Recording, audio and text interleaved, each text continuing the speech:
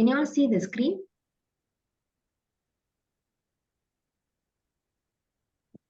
Can? Yes. Can see. Can see. Okay, all right. We'll do the first question. Ahmad Singh and Thiru, child. Can you all hear me? Clear? Yes. Okay. Ahmad Singh and Thiru are childhood friends. Together, they formed a partnership to carry on digital marketing business and related services. The partnership is called AST and Co. and its principal place of business address is at Temerloh, Pahang. Okay, if you can, please highlight Ahmad Singh and Thiru. Highlight partnership. Highlight partnership is called AST and Co. Principal place of business is at Temerloh, Pahang. Okay. Bintang Bank, through its branch in Kuantan, Pahang, provided credit facility to AST and Co. for its trading purposes. Okay, please highlight Bintang. Okay, just highlight Bintang Bank, branch Kuantan, Pahang. Highlight credit facility.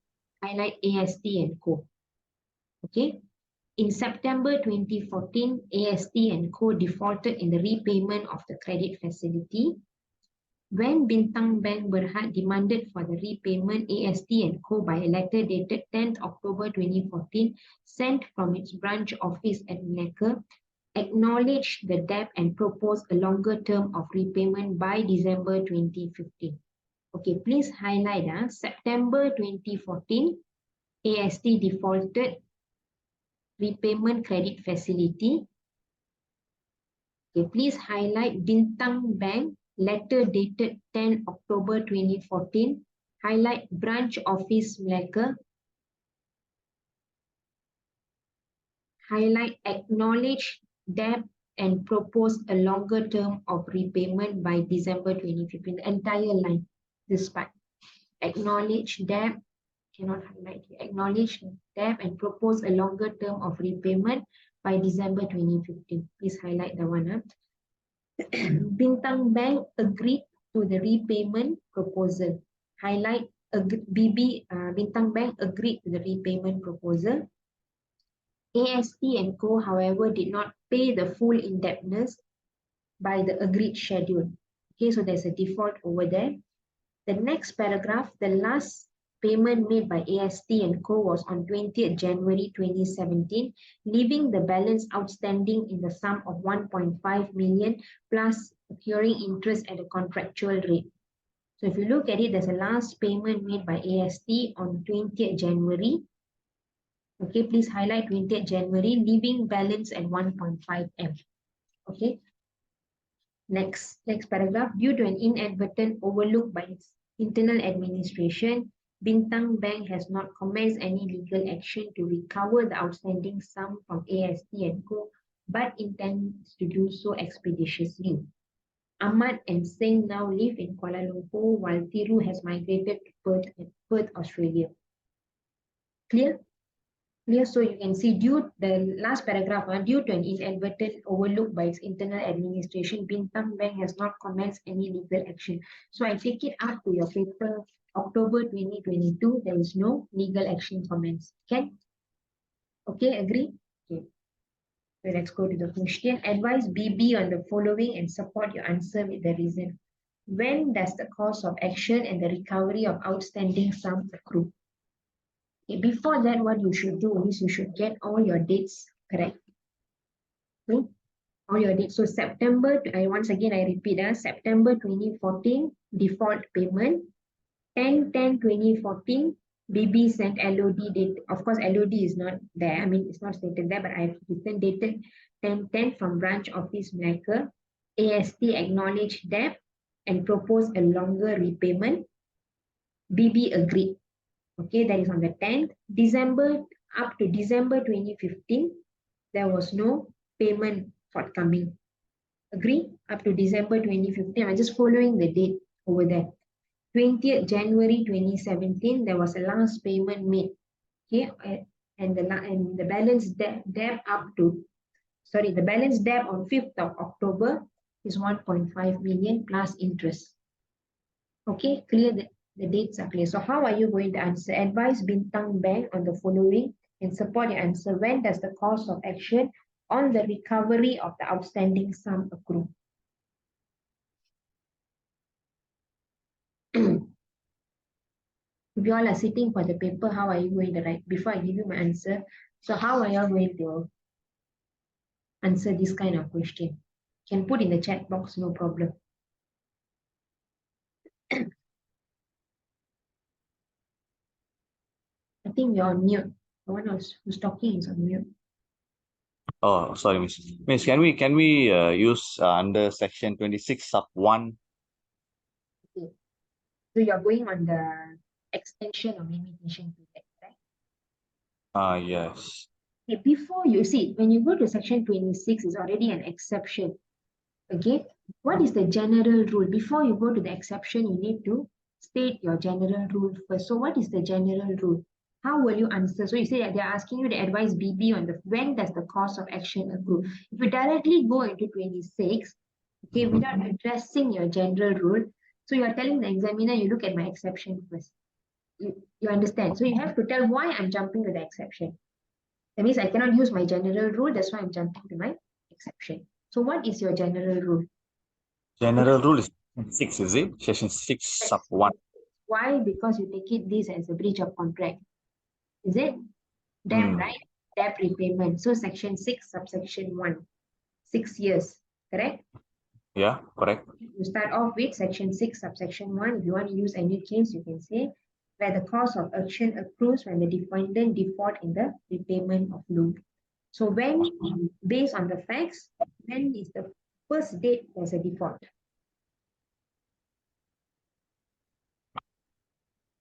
When is the first date?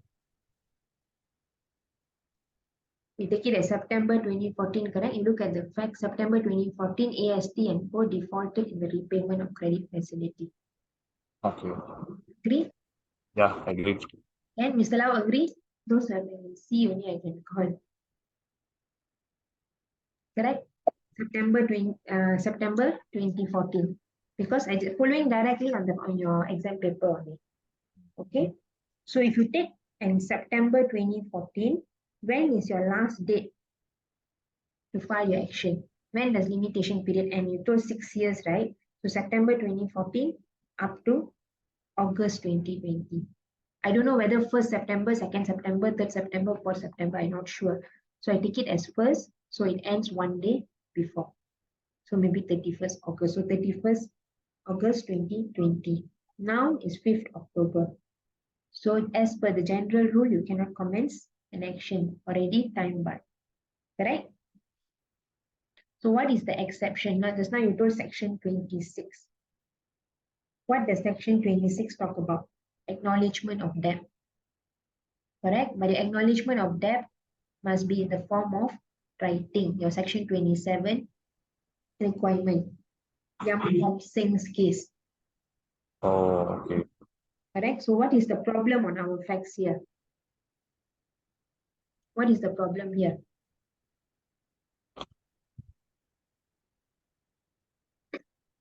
Anyone, you can put in the chat box also. You can see the problem. What is the problem here?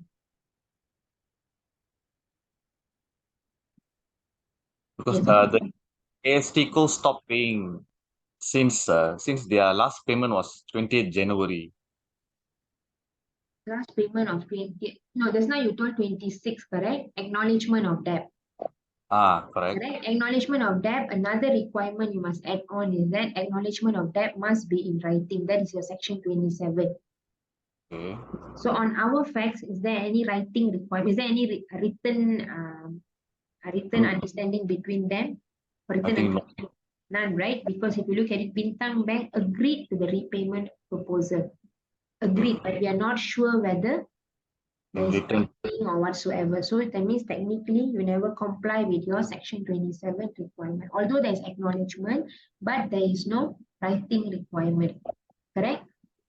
Okay. If there's no writing requirement, indirectly extension of limitation period cannot take place. So still time bar.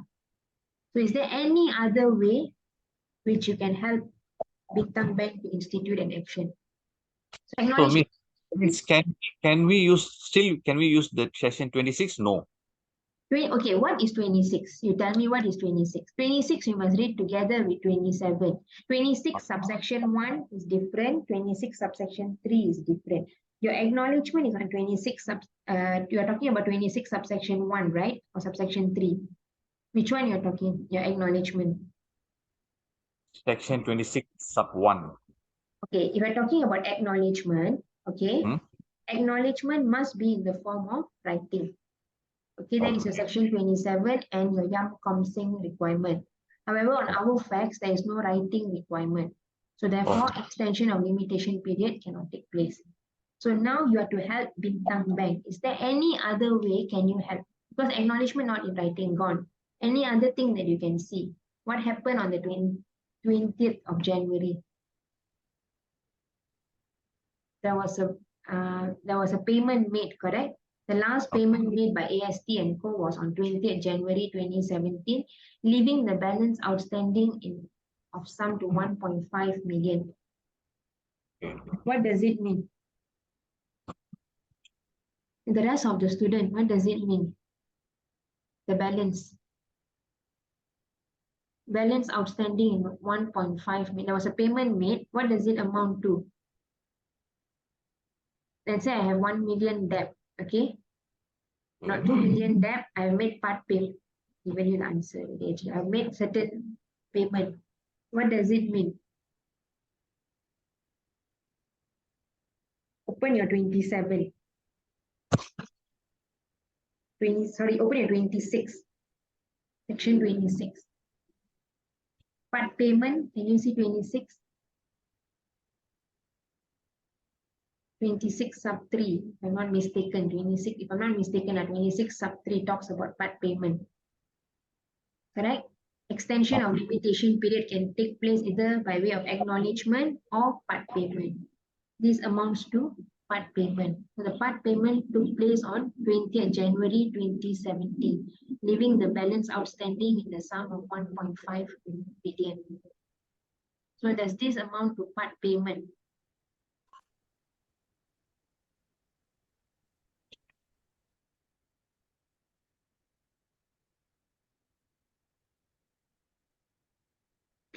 Can the rest of you?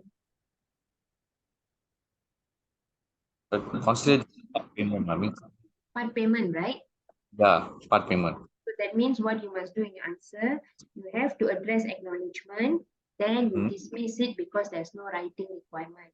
Then you go to part payment requirement and you say your course of action accrue on 20th January 2017. So section 6 subsection 1 you calculate from your 2017. 2018, 2019, 2020, 2021, 2022, still within limitation period. Can you see? Actually, 5 marks insufficient. I've given you a bit more, maybe 6 marks or 7 marks. You cannot, okay, one more thing, you cannot terus jump to part payment.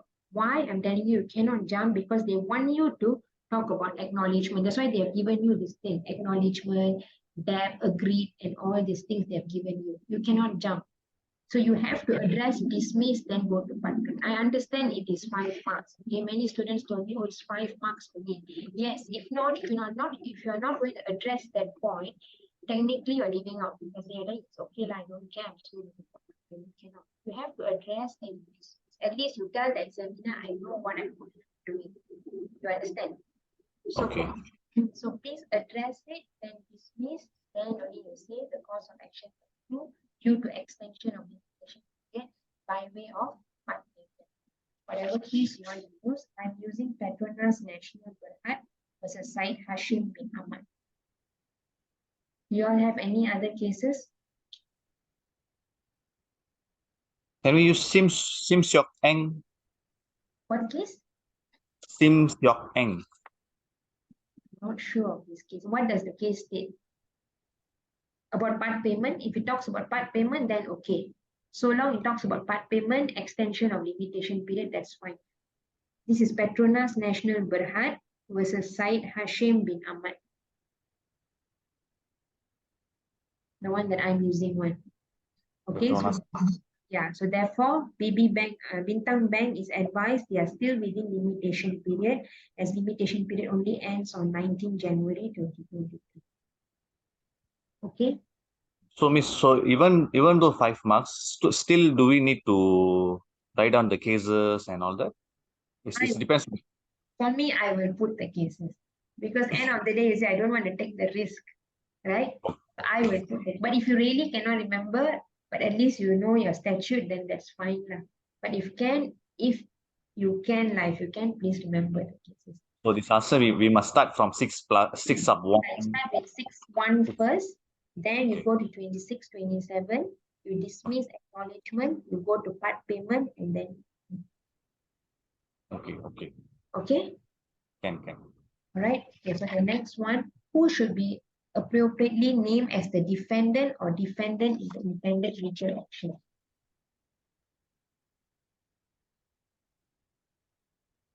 Who do you think should be who should be appropriately named as the defendant or defendants? AST and Co. Under 77, Order 77. Okay. So you're going to name AST and Co as the defendant. Yes, because if you want to serve them individually, means they are staying, one is Australia, Places, yes. some places. Okay, so what is your reasoning to name AST and Co for better service, correct? Easier service. That is your 77 rule 3 subsection 3. And also your 70, you can talk about 77 rule 3 subsection 1 as well. Okay, so I also name AST and Co. You can also name you can also name them separately, but why I choose AST and Co, like what he's telling, because of easier service. It's only 4 marks. I don't want to elaborate more. So I start off with 77 rule 1. I'll explain what 77 rule 1 is about.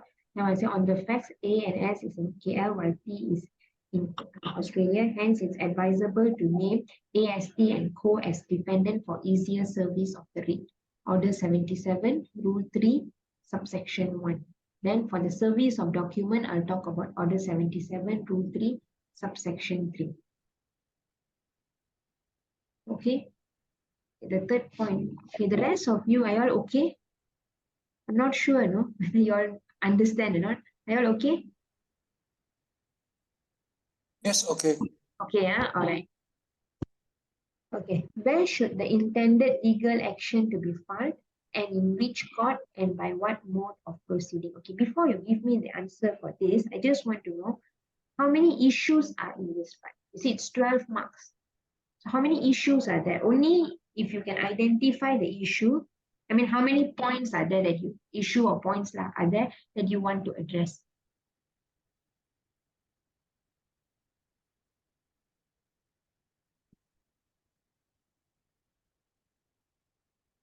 Only if you know this, then you will know why the 12 marks allocation.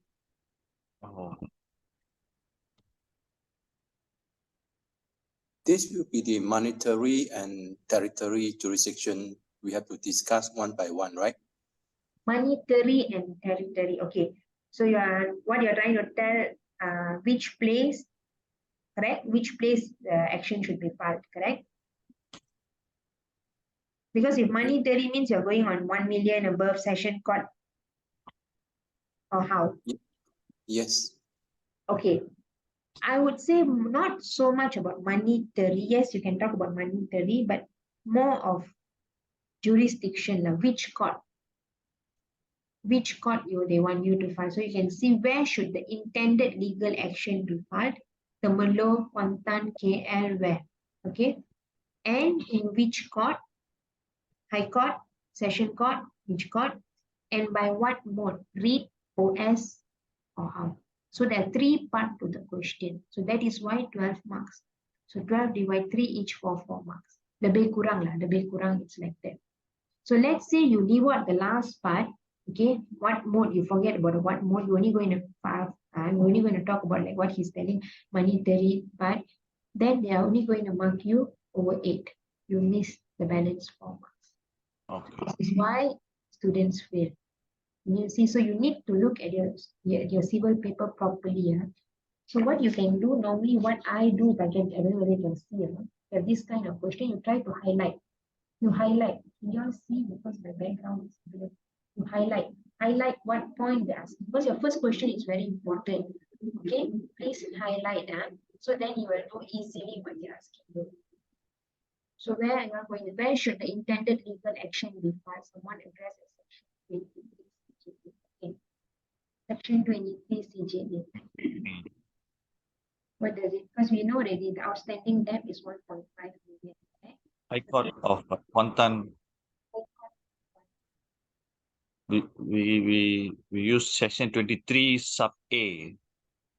The cause of action arose. Correct? Yes, correct. Okay, so that means you need to put down one by one the factors where the cause of action arose, the defendant or one of the several defendant resides, facts alleged to have occurred, and the last one not relevant here. Any land ownership disputed not relevant here. Correct? So you have to use section 23. I also use the case of Yap Tiam Choi. Okay, disjunctive reading of section 23. I also use the case of Sowa Kasih Sayang. Forum convenient is usually tried in the court, which is usually convenient for the defendant. However, on our facts, all defendants are situated in 3 different places. So forum convenient is also out. Okay, so now you need to choose. So he has choose High Court of Kuantan. Anyone else? Other place? No. Agree High Court of Kuantan? Miss, can we put the case Bungalawas shipping? What is Bungalawa shipping talk about? It's about jurisdiction. The principle? What is the principle on jurisdiction? It's about application of section 23A. Only on section 23A. Yeah. Okay, can, but if you're going to memorize that case, it's only applicable for section 23A. Might as well you use a general case so that is applicable overall. So that is why I choose Yap Tiam choice, which states that all 4 is disjunctive reading and not conjunctive reading. That is why I don't want to memorize a lot of cases. So that's why I memorize only general case, unless it is relevant. I mean, unless you need to know like specific cases. So, Miss, which means in answer, so we must, since 12 marks, so we need to write down 23A, B, C, D, then we pick 23A. Is it the... Which one is relevant on your facts? So 23, for example, I use 23. Okay, I put A, B, C, D. Okay, then each limb I will say on the facts, what's, for example, the cause of action on the facts arose in Pahang. The defendant or several defendant reside. So I will say on the facts where this person reside, where his place of business is. Facts alleged to have occurred where? Temelloh, Pahang, for example. So I put everything, then I choose which one I want. Okay. You can, it's just a matter of style. If you don't want to do that way, you can just put everything and lump everything up and then you put on the facts. Okay. Okay, someone put, okay, section 65, 1B. Section 65 is the Subordinate Court Act 1, right? SCA, right? It's not applicable here because more than 1 million already. So you have to go to High Court. Okay, so section 60, that's the reason why I never use section 65 here. Anyone else? High Court of Temelloh, Pahang? Why not Temelloh, Pahang? Why Kuantan? Because Temelloh don't have High Court, right, Miss? Confirm. I guess, because usually Kuantan, Mahkamah Tinggi Kuantan. Did Temelloh don't have High Court? Don't have.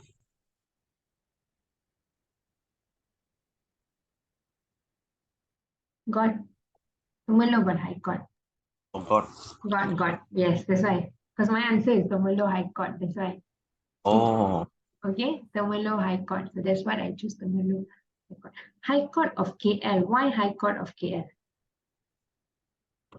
You need to let me know why High Court of KL.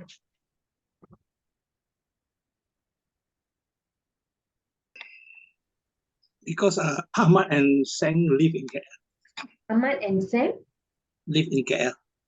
Yeah, Ahmad and Sam lives in KL, but Tiru is in Australia. So that name, right, if we choose, then we are not satisfying all the defendant. We are only It is more, satisfying only the two person only. it is more convenient. Sorry? It is more convenient for It is Ahmad. more convenient for but the requirement tell you all defendants. So you are ignoring the last one. So that is why I never choose that name lah. I never choose High Court of KL. I choose this one because I followed claim number 3, where the cause facts alleged to have occurred and cause of action arose. Okay. And what mode of proceeding? Order 5. I use order 5 rule 2. Sia Chun Chai versus Saraswati Devi. Proceed by way of a read action. Okay, because read action. Okay. That's all, or you should add anything more. Is there anything more you need to add to this part? Because you have answered legal action, which court, and what mode. Mode, agree, right? Everyone is by read. Okay. Yes. That's all, or do I have to add anything else?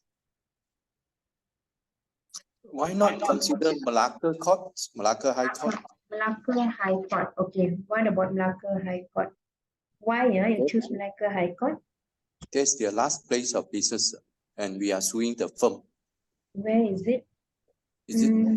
Did I remember the case? Sent from its branch. Okay, when Bintang Bank demanded for the repayment, AST and Co by letter dated 10 October, sent from its branch office at Malacca.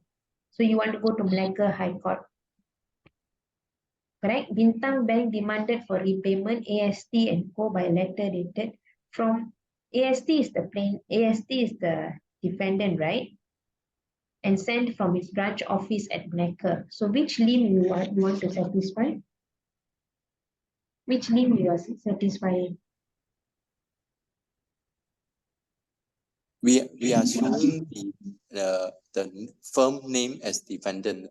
Yes, it would AST be, and Co. Yeah, it would be at the where the letter come from would signifying that is the better location, right?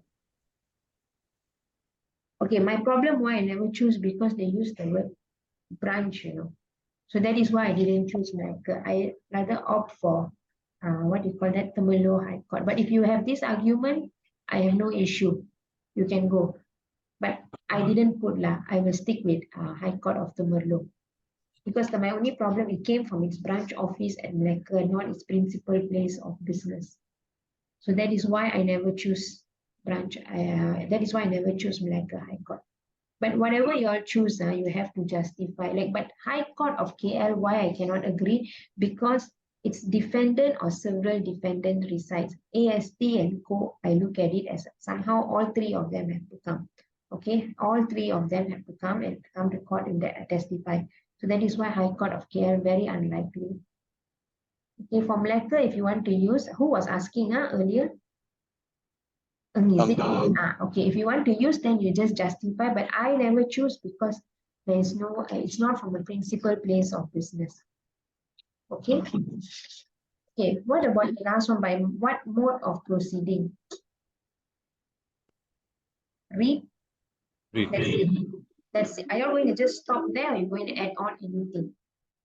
Anything else? Order 5. Okay, order 5, rule 2, order 5. Okay, all the order 5 about reads. Anything else? That's all. Anyone else? Anything you want to add on? Nothing? The rest of you? No. Okay, if you go back to your facts, they're stating that he wants to, but intends to do so expeditiously. Correct? So that's why I will add on, since on the facts it is stated that BB Bank wants the matter to be disposed of expeditiously. It is advised to apply for summary judgment under order 14. Okay, that one point I added. All right.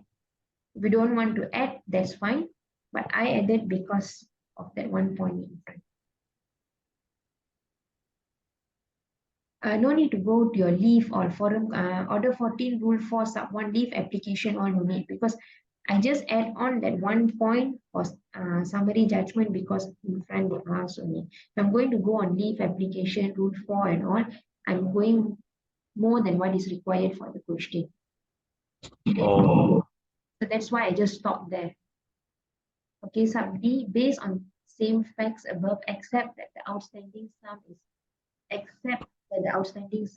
7,500 and no interest during Bintang Bank filed the legal action for the recovery of the outstanding sum and was dismissed by the magistrate court after trial on the ground that Bintang Bank is out of time to sue. Advise Bintang Bank if you can appeal against the magistrate court decision and support your answer with reasons. So the matter was dismissed on the grounds of limitation period, correct? Because it's out of time to sue. So that is why I'm using limitation period. So how are you going to advise Bintang Bank whether it can appeal against the decision of the magistrate court?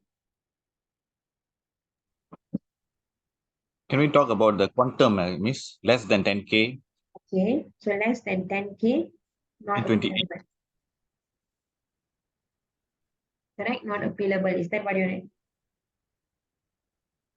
Case Kanaya, right? Okay, the one the less than 10K is section 28. No appeal if subject matter is below 10,000 or less, except on question of law or maintenance of wife and children, family matter lah. Okay, what does the case of Kanaya states? What is the issue? What does Kanaya states? The one that you say less than 10K not appealable is section 28. Kanaya talked to you about limitation period. Correct? Oh. So on the facts, if Kanaya states that if it's a question of law, then you can appeal. So on the facts, limitation period is a question of law, appealable. I think no. Question of law, what? Oh, yes. Limitation period, isn't it question of law? Okay. Correct? So that's why you use Kanaya as a case with. That's the 4 marks there. So you start off, I mean, you can go on with your practice. Some of you use your practice direction 6/1/1987. Okay, I just use section 28 and Kanaya and then I explain. So first you identify the issue, then you explain. All right. Okay. Part 2. In an action commenced by an OS, both the plaintiff and defendant filed their respective affidavit. Once the case was fixed for hearing, the defendant issued a notice to the plaintiff stating that he intends to object the admissibility of the plaintiff's affidavit on the following grounds. 1, 2, 3, 3 grounds. Okay, please highlight defendant issued a notice to the plaintiff stating that he intends to object to the admissibility. So I've given notice that I'm going to object. So on what ground? Number 1, the affidavit was dated earlier than the date of the OS. The plaintiff stated that only his business address in the affidavit and not his residential address. The affidavit, which was affirmed in Hong Kong, was filed in English language without a translation in the national language. Advise the plaintiff if he can overcome the defendant's objection with reference to case law. So we take each objection separately. So when you are answering a question, I mean, if me, I'll do it this way. The plaintiff is advised, then I'll put pointer 1, whether this objection can be overruled or cannot be overruled. So how about the first one, affidavit dated earlier than the OS?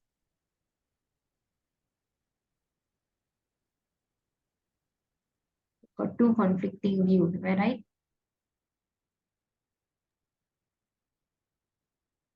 But can Can? be earlier, right? According to the case, Ara Finance, Hong Kong Bank. Okay, that's why that means got 2 conflicting views, correct? One says cannot, one says can. Yeah. Arab Malaysia Finance was Rajuddin says that is a nullity, affidavit becomes inadmissible. I'm using the case of Silverani and Noor Harizan. They are that cases are stating that affidavit is admissible. Correct? So now you are advised. So which case you are going to choose?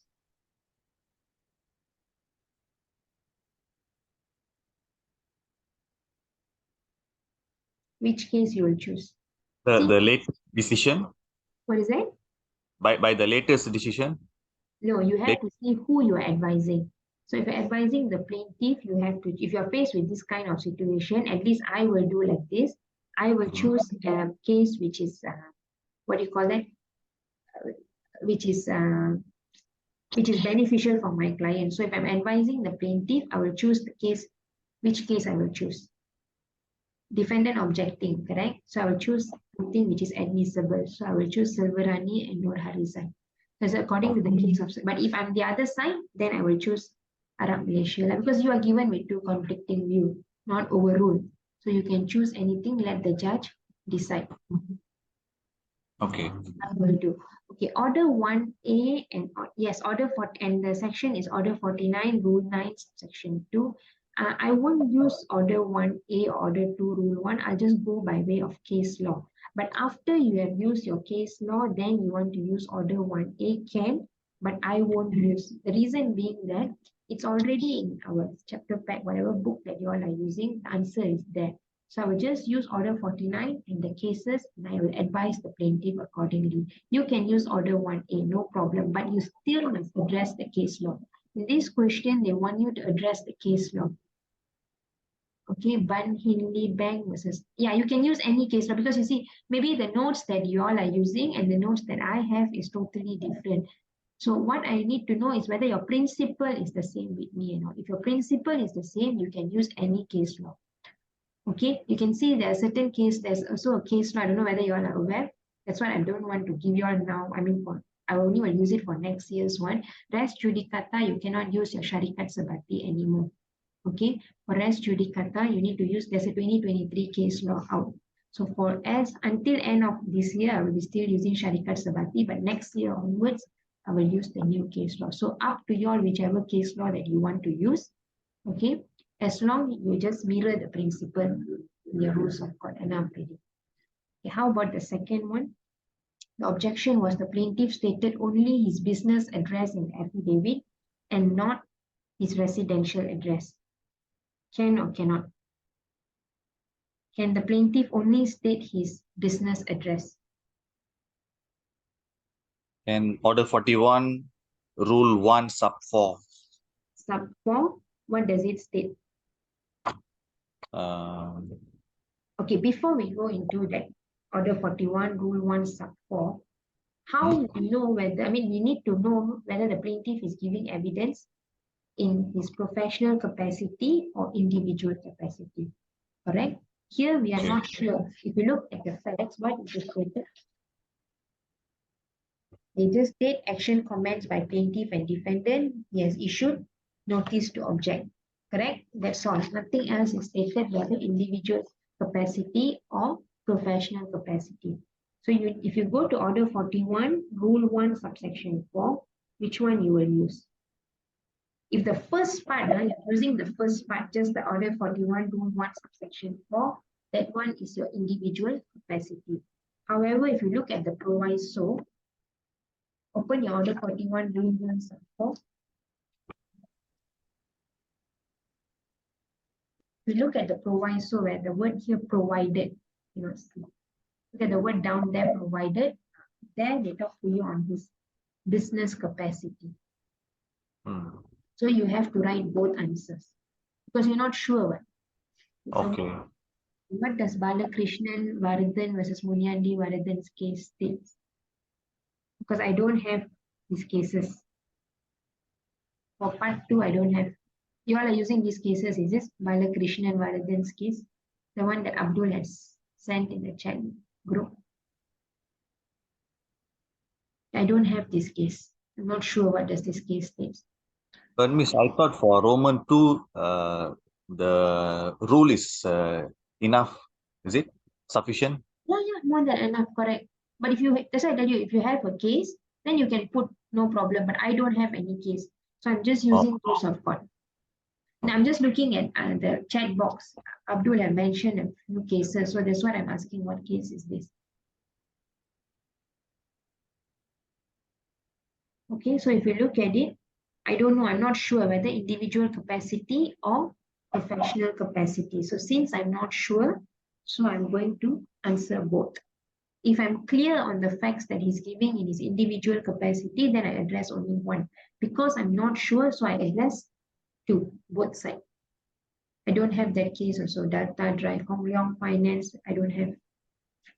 You need to give me the principle, then I will know, then I can help you all out. And without knowing the principle, I will not be able to tell you whether you can use that case or not.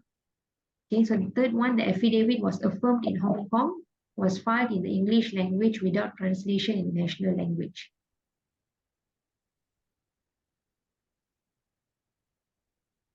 Is the objection sustainable?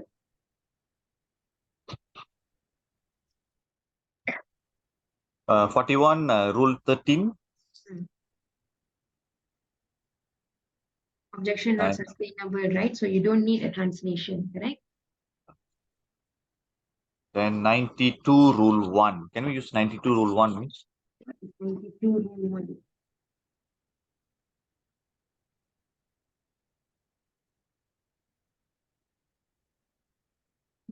1. Language of documents. Okay. Language of document. Rule 1, sub what you're using. Don't talk about affidavit, right? You just talk about document. Correct? Yeah. So no. Don't use 92 and it falls under miscellaneous, not the general one, not the specific one under affidavit. So I would suggest please don't use 92 rule 1. Your 41 is enough already. 41 rule 13. If you have a case, you can use. If you don't have a case, it's okay. The case is I'm using Muhammad Said bin Said Jamaluddin versus MMIP services to state that the objection taken by the plaintiff is not sustainable. Okay, that means yeah. But Order 13, Rule 41, Order 12, because since this is from Hong Kong, is it we can assume that Commonwealth country? Can we use? No. You don't stretch it. Don't stretch it. Please. Don't leave it as it is. Don't this one. Yeah, if the answer is there, just follow the answer. Because if you're going to stretch, then you have to give two answers. Since 41 rule 13 is there, just follow it only. Okay. All right. Okay. Two sisters, namely, and I hope the rest of y'all get it, because I cannot see y'all. I don't know. I cannot communicate with y'all also, except for Abdul. He's replying in the chat box. Okay, two sisters, namely Anne and Sally, who are Malaysian citizens and who live and work in Australia, decided to purchase a piece of land in Port Dickson. For purposes of convenience, they decided that the title of the land will be registered in the name of their nephew Alan. A trust deed was executed between the two sisters and Alan, whereby he declared that he would hold the land on trust for them. Subsequently, unknown to the two sisters, Ellen entered into a sale and purchase agreement with Raman to sell the land to Raman at a price below the market value. No mention was made in the agreement that Ellen was holding the land as a trustee. Please highlight, no mention was made in the agreement. Agreement between who? Between Raman and Ellen, that Ellen was holding the land as trustee. After receiving the deposit for the purchase price of the land, Ellen went into hiding.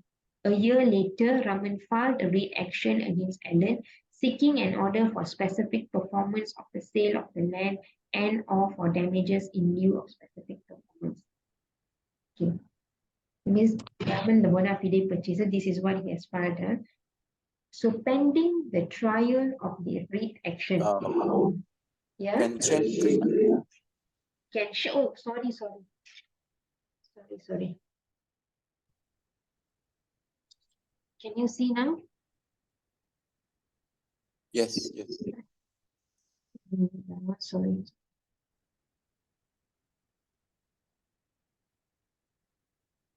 Okay. I was reading up to here. Pending the trial of the writ action, Raman wants to prevent Ellen from transferring the land to others. Anne and Sally, who were informed of the read action, wanted to be included in the proceeding to protect their interest in the land. First and foremost, you must first identify that there is a read action between who and who. So here, Raman versus Ellen. What he's asking for, seeking for, order for specific performance. So he's telling pending the trial of the read action, Raman versus Ellen, he wants to prevent Ellen from transferring the land to others. Okay, now Anne and Sally, who were informed of the read action, wants to be included in the proceeding to protect their interest in the land. Okay, so answer the following.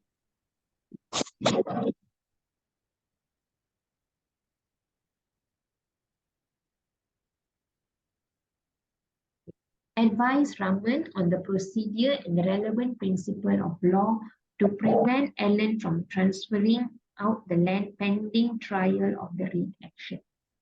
Please look at it. Advise Raman on the procedure and relevant principle of law. So when they tell you procedure, please use your rules of court. Don't just give all your cases, vomit everything and never state your procedure. They already tell you what procedure and the relevant principles. Your procedure first, then only your case law later. So what you are going to do? Injunction. Injunction. Okay. What type of injunction? Prohibitory. Prohibitory. Okay. Interim injunction. Interim. You see, what you all must understand, the term that is used here, interim, interlocutory, is the same. I'm talking about your order 29. Is the same. Why is the same? Is because that injunction is only valid for 21 days. That's all. That is why it's called interim, temporary, interlocutory. Interlocutory because it's applied pending trial. It's applied earlier. So that is why it's called interlocutory. So in this question, you already identified it is injunction. Based on whatever notes that we have, okay, as per the LPQB guidelines, there are only few types of injunction that we know so far, which is your AP, Anton Pillar Order, Prohibitory, and Interim, Adinford, some of what Marewa, some of post-judgment Marewa, the one all the same, some of, correct? 5 or 6 only. So on this question, what injunction is this? Injunction prohibitory. Prohibitory injunction, correct? Why prohibitory injunction? Because you want to prohibit Ellen from transferring the land, correct? That is what he's seeking for. Let's go up. Pending the trial of the read action, Raman wants to prevent Ellen from transferring the land to others. So that is why you apply for a prohibitory injunction. So prohibitory injunction, pending trial. So you cannot go for a perpetual. You have to go for a, Raman wants to prevent Ellen from transferring. So you go for a prohibitory injunction. So you go to your case of Gerald Francis, American Signimate, you explain. But before that, please address your order 29 first. Oh, yeah. Order 29, 1, subsection 1. That's why the interlocutory, you're asking why not interlocutory. Interlocutory is just a term, okay? Interlocutory, so you can also name, like for example, interlocutory and then pillar injunction, interlocutory Marewa injunction, interlocutory prohibitory injunction. Interlocutory is just a term. You need to tell me what type of injunction you want. Okay, that is why that is why I cannot accept interlocutory. It should be prohibitory or interlocutory prohibitory injunction. Okay, so in order Miss. yeah. Sorry, Miss, since this is immovable property, so can we use Marewa? Use what? Marewa, injunction Marewa. Marewa cannot. Why Marewa? Cannot. Marewa, because no asset, what you want to freeze? Nothing but. This is immovable property, so you want to prohibit him from transferring the land only. Correct. So that's why you have to say, you want to use a caveat, can. Caveat can, Caveat can, but caveat, your answer should only be at the last, at the end. Not, your main answer should be injunction. Even if you don't write caveat, never mind, no problem. But your main answer for injunction must be there. Okay? So please address the first one first. Address your order 29 first. Then you go to whatever that you have written later. So you start off with your order 29, rule 1, okay, subsection 1. So for example, myself, this is how I started. Raman is advised to apply for a prohibitory injunction under order 29, rule 1, subsection 1, to prevent Alan from transferring the land to others as land is seen as an irreplaceable commodity. In order to succeed in the application for an interlocutory prohibitory injunction, Raman is advised to satisfy the test laid down the landmark case of American Cyanide. I put a / Kit Jalal Francis, okay, for prohibitory injunction. Then you put 1, 2, 3, 4, whatever the thing is. Then you advise on the facts whether he has satisfied or he has not satisfied. So how are you going to make an application for prohibitory injunctions under your order 29, rule 1, subsection 2, and your 2A, the notice of application supported by affidavit. So you have to put in your affidavit requirement. Then you have to state that injunction is only valid for 21 days. So after granting that injunction, within 14 days, there must be an inter partes hearing. All that you have to explain, 10 marks. What? Correct. So roughly, it will be 1.5 page answer. You can see it. Roughly like this is 1.5 page answer. Roughly. So although 10 marks, 15 marks, your answer must be almost similar. Because you need to explain to the examiner. You have to relate to your facts. You cannot just put down the law, okay, this thing, but you don't want to relate to the facts. So you need to explain why you're asking for this, why you're asking for that, why you're telling this, why you're telling that. You have to relate. If you don't relate, they will not give you the mark. So you need to relate to your facts, why you're asking for this. Okay. Then after you went through all these things, then you can say, okay, Raman is advised since injunction is an equitable remedy. If there is any suppression of material facts, the court has discretion whether to grant the injunction or not. Okay, the case of Motorsport International versus Delcon. Hence, upon obtaining the injunction, the prohibitory injunction, he is advised to serve the order within 7 days and must fix an inter partes hearing within 14 days from the date of the order. Order 29, Rule 1, 2B8, ROC 2012. Then lastly, I put alternatively, since there is a payment of debt deposit, Raman is also advised to enter a caveat as he has caveatable interest in the land luggage distributor. You don't want to write the last part, it's okay, just ignore. Okay, just put your injunction. The injunction is very important. If this kind of injunction is straightforward, you must do. Yes, ex parte, interim, ex parte prohibitory interim injunction. The term prohibitory must be there. Ex parte is just how you are going. So I'm going to apply, one person is called ex parte. If two person is inter partes. Okay. So the next line is advise Anne and Sally on the procedure they should take. What do you think? Interpreters. Interpleader. Are you sure interpleader? Oh, sorry. No. Actually, in Malay, we call it pencelaan. Intervener. Ah, yes. Correct? Intervener. Agree, disagree, the rest of you? Because Anne and Sally wants to be included in the proceeding, correct? They are not a party to the proceeding. Now they want to be included in the proceeding. How they want to include themselves? They want to intervene in the proceeding between Raman and Ellen. So they apply for an intervener. Miss, Go by way of intervener action, yes. so, Miss, this is about property. So, can we use Order 15, Rule 10? Order 15, Rule 10. To do what? The pencelaan lah, intervener. Intervener Order 15, Rule 6, right? Sub 2B. Okay. Rule 6, Sub 2, Sub B, Roman 2. Roman 2, okay. Okay, what do you want to say? But this is about the property. Mhm. So, I guess Order 15, Rule 10 is more accurate, is it? Order 15, Rule 10. Okay, let's go to Order 15, Rule 10. Action for possession of immovable property. Okay, how are we going to intervene in the action? Order 15. Here they're asking for possession, not intervention. Only when you intervene, when you are made a party into the suit, then only you can ask more than that. You're not even a party to the suit, correct? How you are going to Oh. ask that? The question is just asking, telling you, Anne and Sally, what they want to be made as a party. If you go back to the question, and said Anne and Sally, who were informed of the read action, wants to be included in the proceeding to protect their interests. So you are to advise them how to be included in the suit first. See, on the procedure they should take to be included in the proceeding and state the principle the court should adopt when considering the application with reference to case law. So you are to advise them how to intervene. If they are not even a party, they can't do anything. So now you need to make them a party first. Then later, this one is not relevant as of now. The first, this question they're asking you how they want to enter into the suit between these two parties. Okay, Ken? All right. So the mining, totungku. Yes, correct.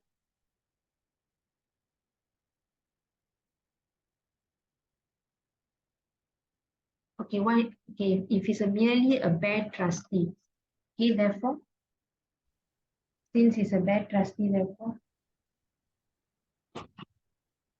nothing wrong one. A trust deed was executed between them. So there's a trust on him. He holds a fiduciary position. He shouldn't misuse the fiduciary position. So since he misused the fiduciary position, that is why we are applying for an injunction.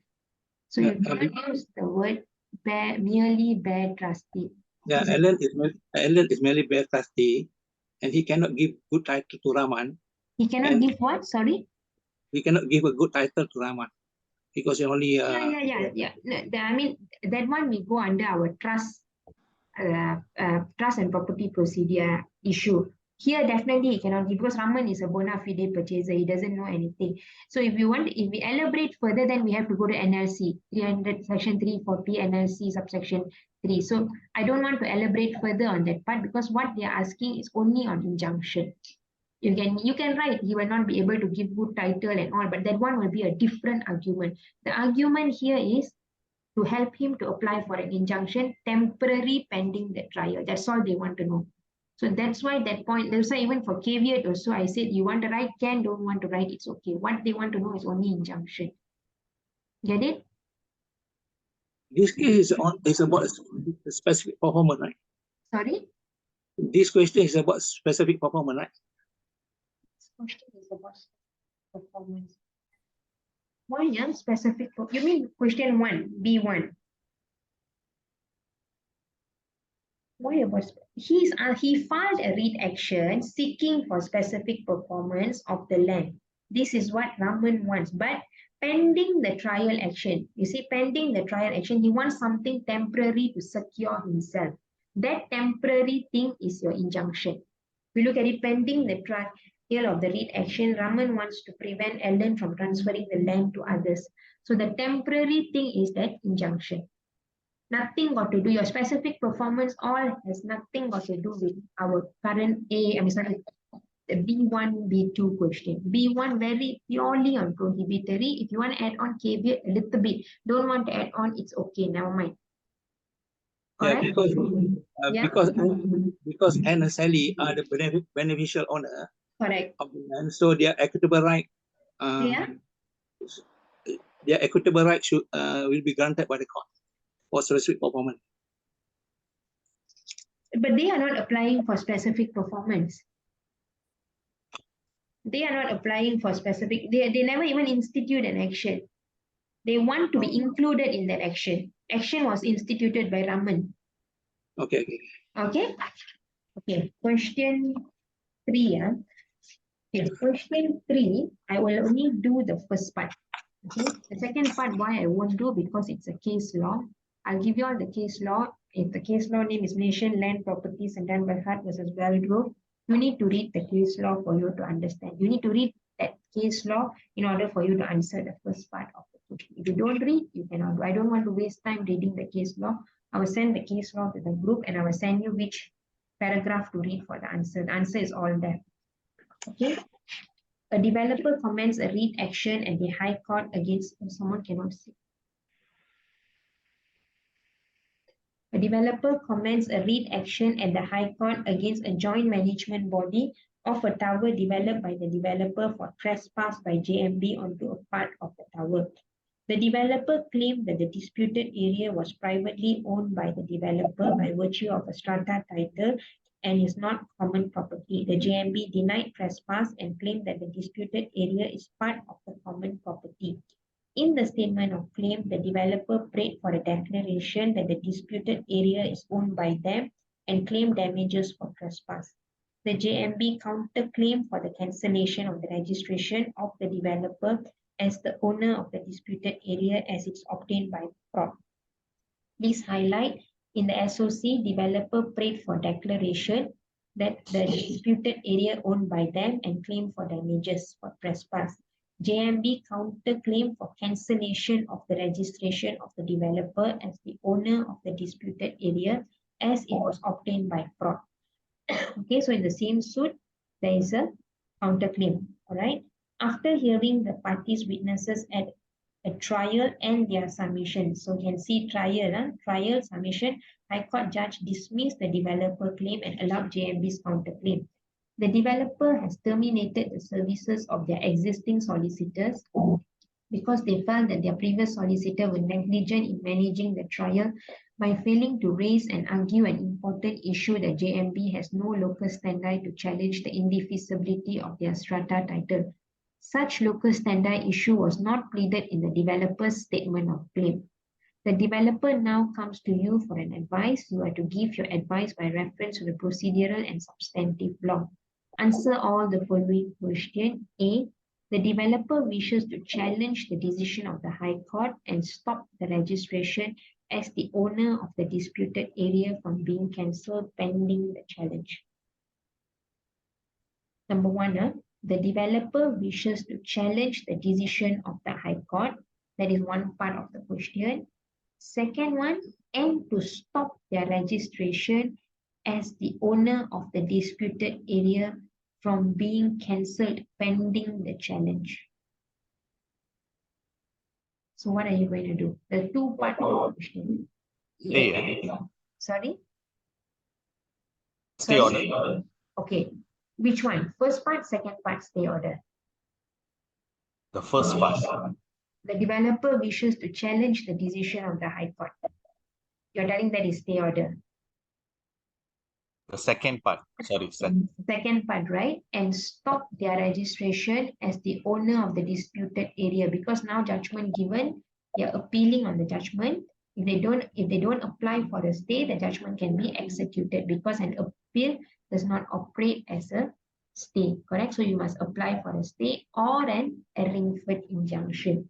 You can go for an Erringford or a stay. Either one doesn't matter. Okay. So the first part, the developer wishes to challenge the decision of the High Court. What must he do? What must the developer do? You want to challenge the decision of the High Court? Order 55. So you apply, you want to appeal. Okay. Decision is from High Court, correct? You are appealing to the Court of Appeal. Correct? Okay. You cannot use order 55, right? Yeah. So it should be section 68 of your CJA. You see whether it is appealable or not.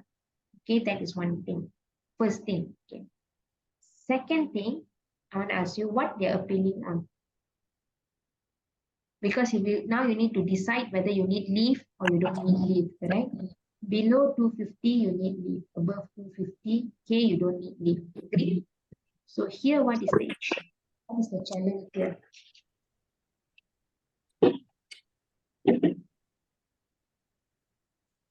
What is the challenge here? Developer prayed for a declaration that the disputed area is owned by them and claim damages for trespass. Correct? This claim is the one that was dismissed by the High Court, the declaration one. Now you are appealing to Court of Appeal on the same declaration, correct? Okay. For declaration, do you need leave to appeal? No need. Order, practice note, anything? Practice notes 2/1996. no need leave to appeal to Court of Appeal for the declaration. You get it? So the first part you have to put that. Then only you address. So still you have, then you cannot stop there. Huh? You also have to explain the developer wishes to challenge the decision of the High Court. So you already, the first hurdle you have already overcome. You told that no need leave to appeal because this is a declaration. Second thing, what you must explain to him is that whether the appellate court will interfere with the decision of the lower court, the High Court. Because why? If you look at it, the High Court, go to paragraph number 312, paragraph number 4, after hearing the parties' witnesses at a trial and their submission. So the High Court, a full trial went on there. The judge had looked at the parties' demeanor, everything, after argument, cross-examination and all. That's when High Court dismissed the developer's claim. So now you are to advise on the principle of interference, whether the Court of Appeal will interfere as to the decision of the High Court. You can use any cases. I've used different case than you're unsure, because earlier when I asked my other student, they say they don't have these cases. Okay, I just read to you. No doubt an appellate court has the discretion to consider an issue albeit raised for the first time if it's in the interest of justice to do so, and provided it does not cause prejudice or disadvantage to the other side, and provided the issue does not require further evidence. Okay. The respondent, okay, the issues that will only be considered if the other if it does not cause any prejudice to the other party. I'm using the case of Louis Wigyap versus Rosalie Zakaria. You can use any case with regards to your principle of interference, whether the higher court will interfere with your decision of the lower court. You can use any case. I'm using Louis Wigyap versus Rosalie Zakaria. Normally, higher court will not interfere in a trial court decision unless in the interest of justice or there's any form of miscarriage of justice. Then only the higher court will interfere. Okay, that is the bottom line of this part. That's the first part. Then your second part is what you all are telling, stay or adequate injunction. That is why the 15 marks allocation. So you cannot just stop and tell that, you cannot just go on 67, 68, then you never address your leave. You see, the moment you put 67, 68, suddenly you go to procedure, but you forgot about your practice note 2/1990, no need leave to appeal the Court of Appeal for declaration. Your entire answer for the first one goes wrong. Finish, gone. So the first part is gone. They're only going to mark you for the second part of your answer. So definitely there's an allocation will be given. I'm not sure how much, but definitely there will be an allocation given. So the first part, let's say 7, contour 7 is given. So 15 minus 7, 8. So they're going to mark you out of 8 from this kind. So out of 8, let's say you do well for the second part also, 5.5 over 8. You need another 5 marks minimum to pass one question, this question. So if you get this, so if part B you cannot do. If you don't know the case, you cannot do. So if you have this kind of question, better don't do. Although your first one, you seem like you know how to do, please don't do, because very risky to do this kind of question. Okay, the case for the second one is your Malaysian land properties, and then please take down. I'll send you all the case, but please take down also. Malaysia land properties, Sendian Berhad. Once again, Malaysia land properties, Sendian Berhad versus Waldorf, WALDORF, WALDORF,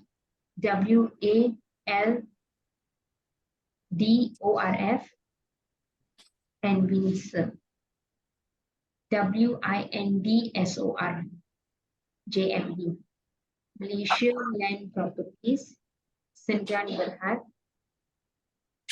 versus Waldorf, WALDORF, and Windsor, WINDSOR,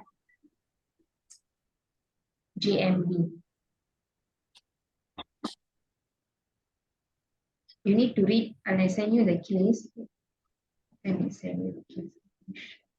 One more time, the name again. I send you the case.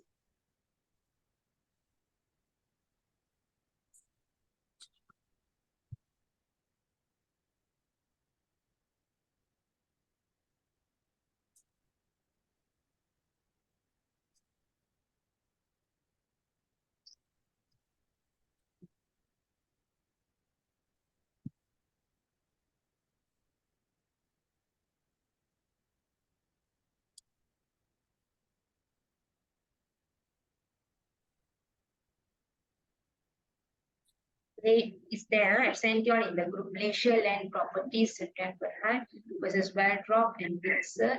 I use GMB that then use the word joint management body. Okay, paragraph 31 to 45. But miss, the part B is not about the Inaya Lomba, the exception of Gulwan Singh. There is a new issue. It's not about that, huh? That is what many students actually it's not about that because this one is purely on locus standi. If you read that one I told you, the paragraph, then you will understand why the answer is this way. Many of that part is Inaya Lomba because point, right? You're going on that issue, right? A point that is raised. That's why you are addressing that. Actually here. So if let us say developer wants to know whether locus standi issue can be raised when challenging the decision of the High Court and the likely chances of being able to raise. So you can see how they have argued on the issue of locus standi. Because locus standi is your main thing. Without your locus standi, you cannot even institute an action. Inaya Lombat is a point, okay, not a preliminary issue. And this is a preliminary issue, which is very important. So now only you want to raise it stage. So if you read the argument here, they were there that locus standi issue is actually not a problem at all because it's already argued in the lower court. If you look at, you must read, only when you read, you will understand. I don't want to do because I feel it's not worth doing this question because it's not a yearly question. If for A also I won't do is interpleader proceeding because I normally don't do interpleader proceeding. Interpleader proceeding, yeah, I won't do. For B, I want to do. For B, I want to do.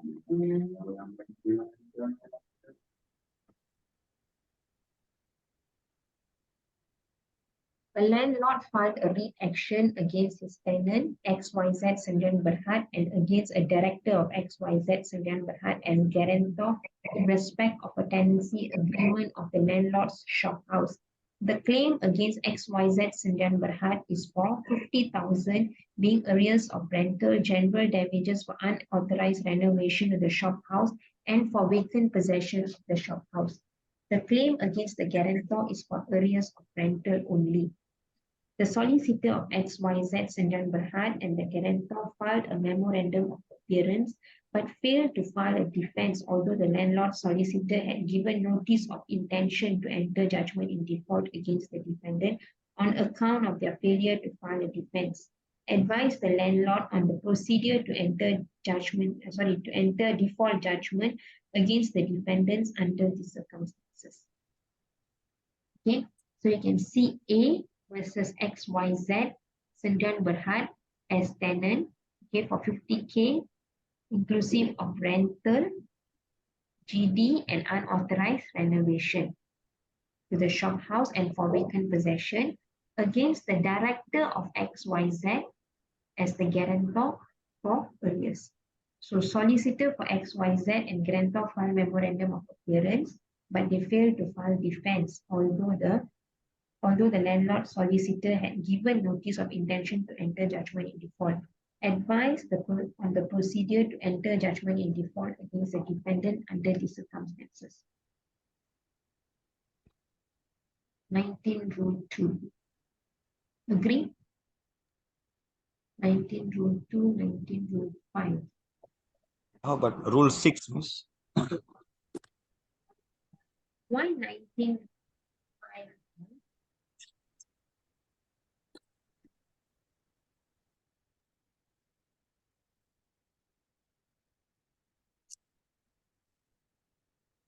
Claim for possession of immovable property.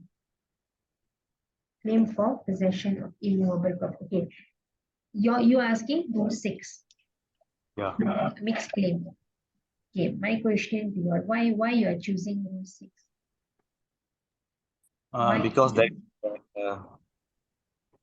they need to claim 50,000 and then pending rental and then compensation.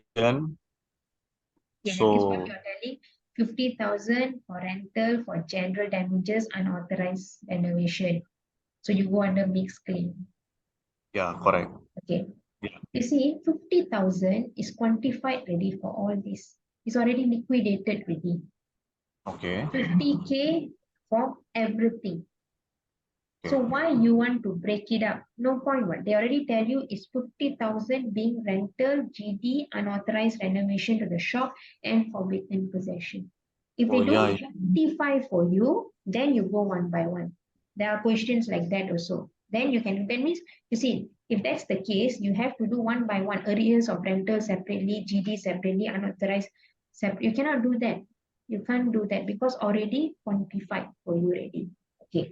One more thing, if you look at the second one, the claim against the guarantor is for arrears of rental only. When I have, I say, a landlord tenant, we have an agreement, correct? One in a month, I have to pay 3,000, RM 3,000 as rental for per month. Also quantified, correct? So if I don't pay for 5 months, it's 3 times 5, 15,000. Any interest or whatsoever, so it's quantified already.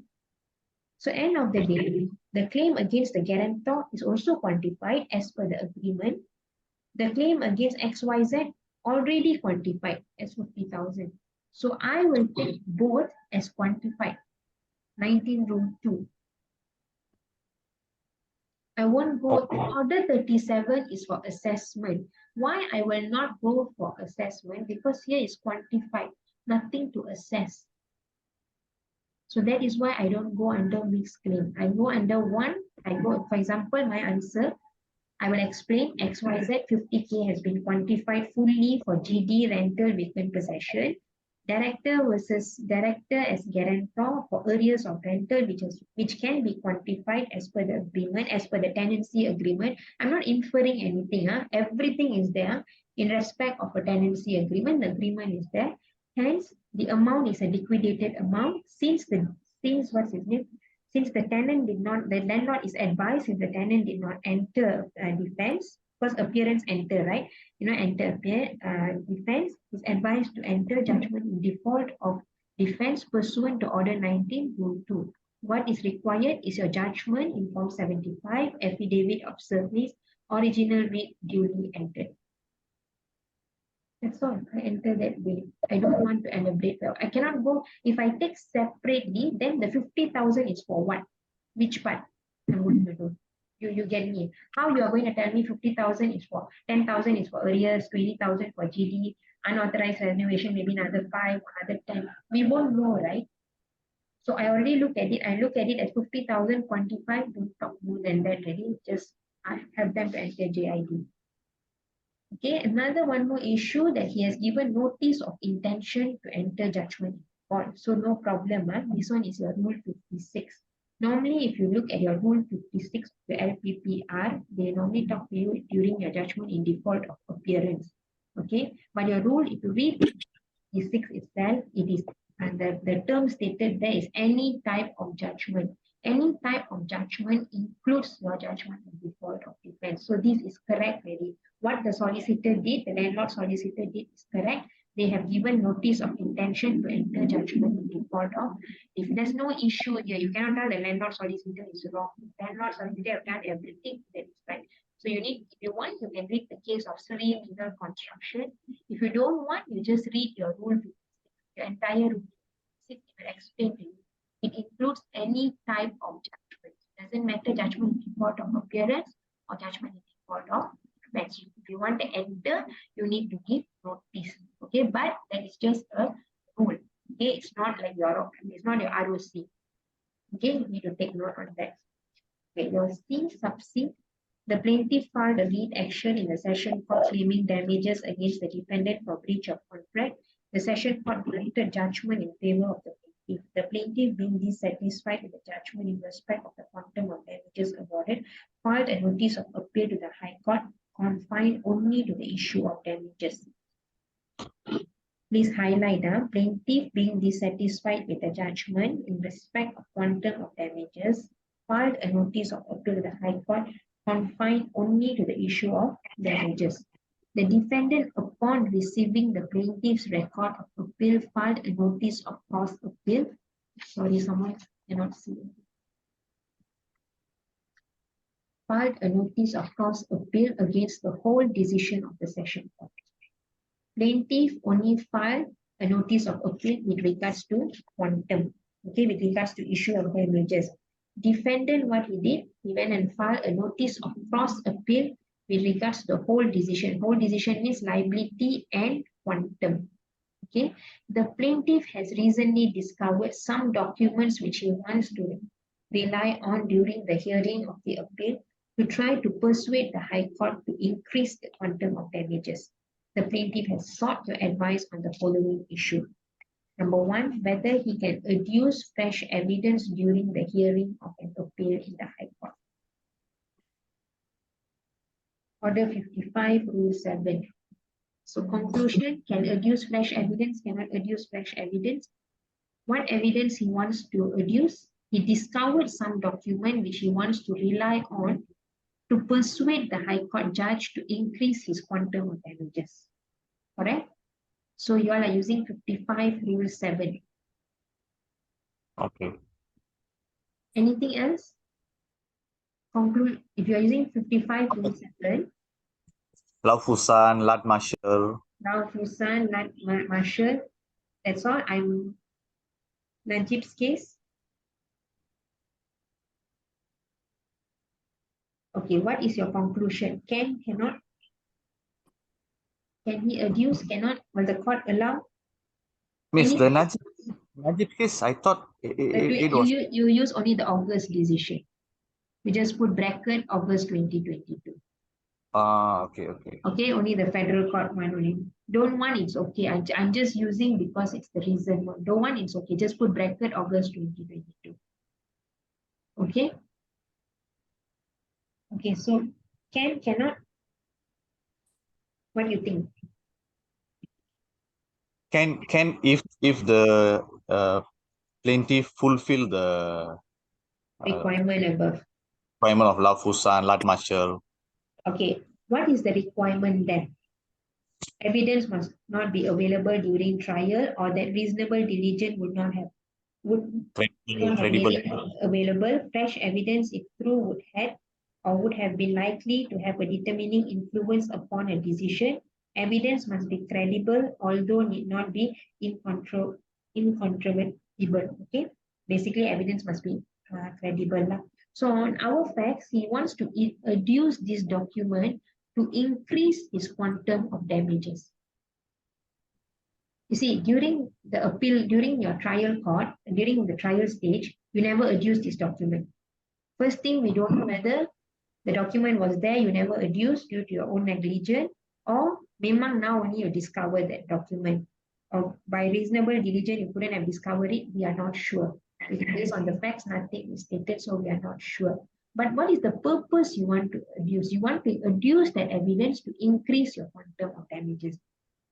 So if you're going to, any answer can, because my answer is cannot. So how I put as cannot is that if you look at it on the facts, plaintiff discovered the documents recently, which he wants to use to increase the amount of damages. It appears that the said evidence may not satisfy the requirement under Lat and Marshal and Order 55.7 rule because it is unclear whether during the trial stage itself, whether plaintiff had with reasonable diligence made efforts to discover those documents. Moreover, the purpose of tendering the evidence is merely to increase the amount of damages. Hence, it's very unlikely, hence it's highly unlikely for the document to be admitted. This is just my view. You get it? So if you are going to use all the cases and with this thing and you are telling admissible, also no problem. You form your own conclusion. Because I look at it, I feel it will not be admissible. Based on the facts, I feel it's not admissible. But it doesn't matter as long you all have one conclusion to support your argument. All Miss, right? can we do without a conclusion? Cannot.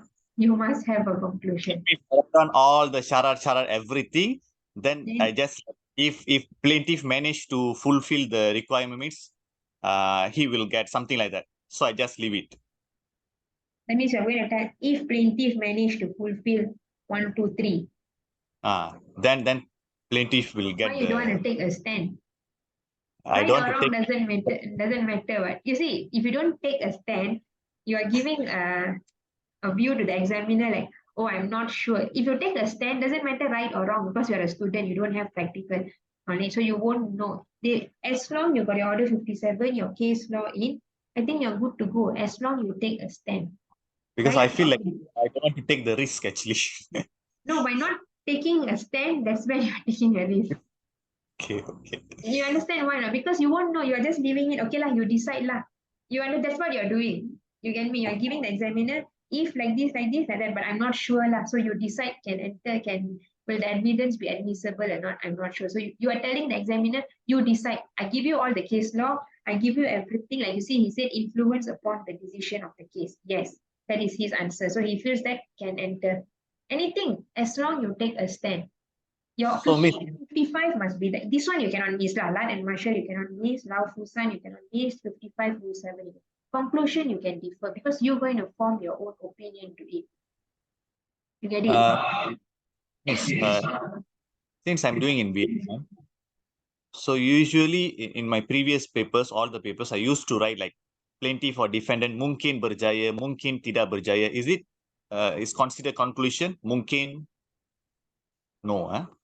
You're giving a vague answer. Possibilities. Oh, So you okay, just take a stand. This is your last attempt. yeah. All 3 times you never get through civil. Yeah.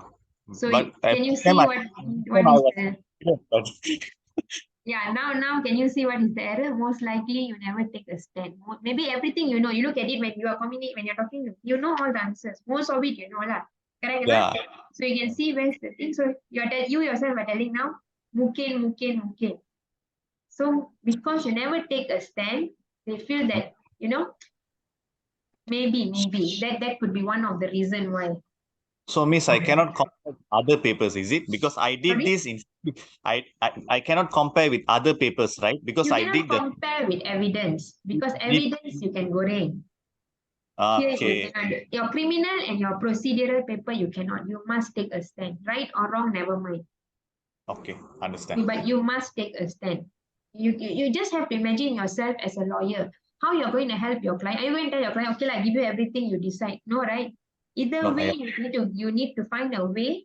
If there is a way, like you cannot lie, but if there is a way, you need to find a way to help your client. That's what you're doing here. So you're telling the examiner, you're telling the judge here, you're telling this guy here, I don't think, this document will not be admissible because of this. What the purpose is, I'm going back to the facts, because you're only adducing this evidence to increase the amount of damages. That is the first point. Second point is that I'm not sure whether during the trial stage the evidence was available or not because facts are limited.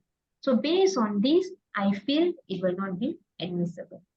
This is but he is telling the decision will influence upon decision, which I think what he's trying to tell, if the evidence is admissible, it will influence the decision of the case. That's what he's trying to tell. Okay, but normally the other side will object. If you're going to adduce new evidence, to increase the amount of damages, okay, definitely the other side will object. But doesn't matter as long he takes a stand. You see, because you all are students, you all may not know how's the practical thing, but you must take a stand. Okay.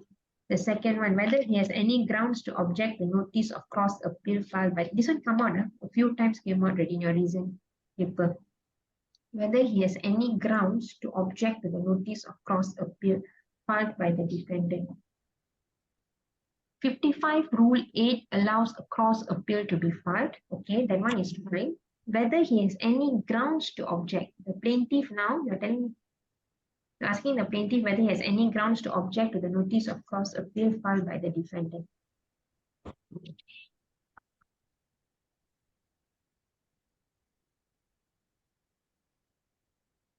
What do you think? 2 or 3 times came out already.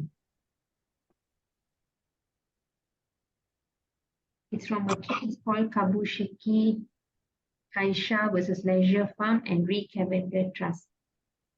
Okay, you can see paragraph 11, 12, 16, and 21, but it's definitely in your book. A cross appeal is a rehearing if the defendant wants the decision to be set aside or reversed. A separate notice of appeal ought to be filed and not a notice of cross appeal. Okay, therefore, the plaintiff can raise a preliminary objection against the defendant's cross appeal, which is a recast as an appeal in itself to set aside the judgment of the High Court. Okay, The judgment cannot be set aside on the substantive finding of facts by filing a notice of cross appeal. Hence, the defendant is advised to file a fresh notice of appeal, the case of Re-Cavender Trust. The reason here is, you see, the plaintiff is appealing only on quantum, okay? However, the defendant has filed a cross appeal and appealing on the entire decision, that means the liability and quantum. So you are trying to overturn or set aside the entire decision. If you're going to do that, you better file a notice of cross appeal. You file a fresh notice of appeal. You cannot file a notice of cross appeal. That is what these two cases are telling you. I'm sure this case is in your book, Kabushiki Kaisha versus Leisure Farm. Who don't have it? Douglas Ding, I don't have it. Jangan, if it's the same principle, I think should be okay. Kabushiki Kaisha versus Leisure Farm and Re-Cavender Trust. Do you all have it? No, miss, I don't have. You don't have. Anyone else? The book that you are using? What book you are using? Or any My notes.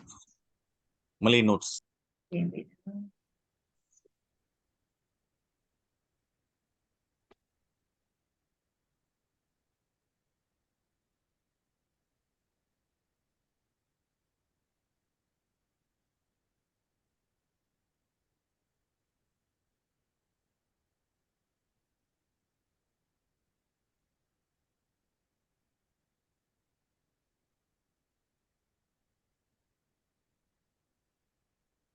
Send to the group ready.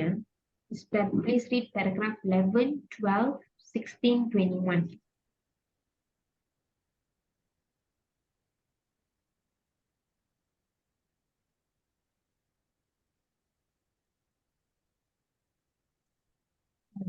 Sorry, paragraph 11.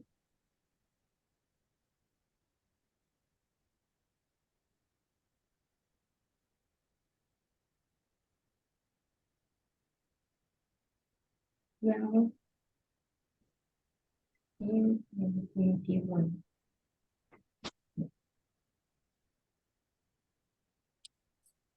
Okay. Okay, this one, Abu is one of the shareholder and director of Boom Sendran Berhad.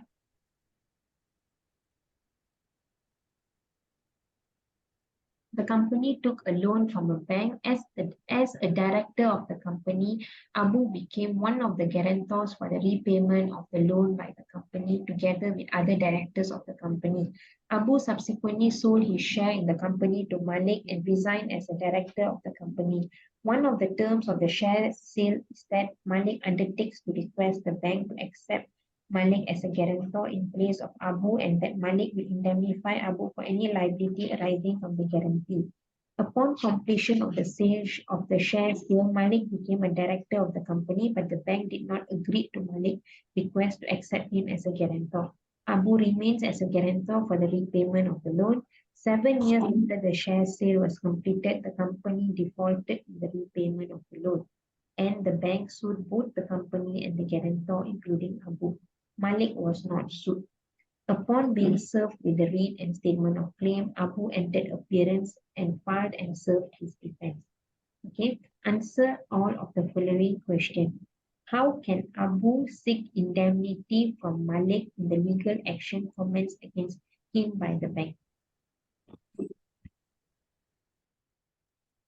Third party proceeding. So you're going to go through the entire order 16, correct? But here is to claim indemnity. On one point you need to understand, you have to say, upon being served with a writ and statement of claim, Abu entered appearance and filed and served his defense. So when you look at the third party proceeding under your order 16,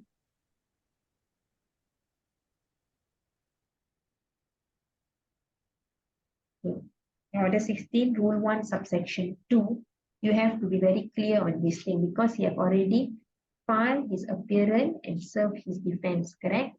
So a defendant to an action may not issue a third party notice without the leave of court unless he issues the notice before serving his defense on the plaintiff. So this point is crucial. It must be there. So you need to tell Abu that you need to apply for leave before you issue a third party proceeding. Correct? Because you already served your defense already. Right? That is what you need to explain to me. Okay, this point must be there. Okay, the rest of it is straightforward. Your order 16, you have to follow procedures. Procedural, I don't want to go through this one. Okay. Subsection 2, whether Abu can apply to the court to order Malik to pay directly to the bank. Malik is third party, right? To pay directly to the bank and meet amount which he may be found liable to pay to the bank. That means, can you ask the third party to pay directly to the bank, okay, the bank as the plaintiff, if Abu is found liable directly, any amount which Abu may be found liable to pay to the bank.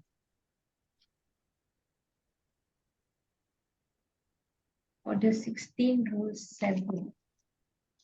Order 16, Rule 7, no, you cannot use Order 16, Rule 7 here because that one is co-defendant, not this one. You cannot use Order 16, Rule 7 here. Okay, Order 16, Rule 7, no. Any other answer? Okay, simple answer for this is no, because there is no privity of contract between Abu and the bank. Sorry, who's the third party? Malik and the bank. There's no privity of contract between Malik and the bank. The actual person is supposed to pay is the defendant pay to the plaintiff, not directly this way. You cannot pay. So that my answer, I will take that way. Some answer which I got is your Order 16, Rule 4, subsection 4. Order 16, Rule 4, subsection 4. Okay. Why I cannot accept that answer is because if you look at the title itself, is third party direction.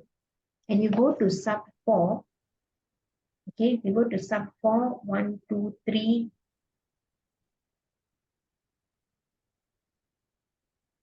The third line, and generally may make such order and give such direction as appear to the court proper for having the rights and liability of the parties most conveniently determined and enforced, and as to the extent to which the third party is to be bound by any judgment or decision in the action. Okay.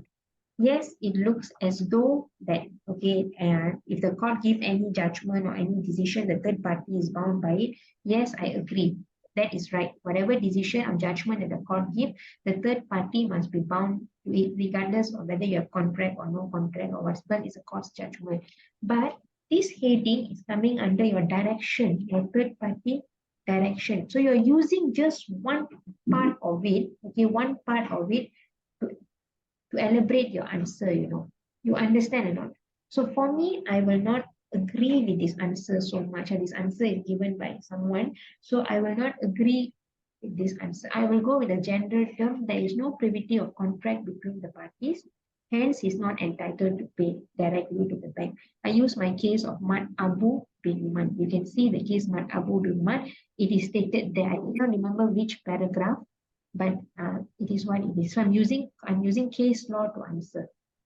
Okay, Order 15, Rule 6, that is addition of co-defendant. He's already made a third party already. You cannot add him anymore as a co-defendant.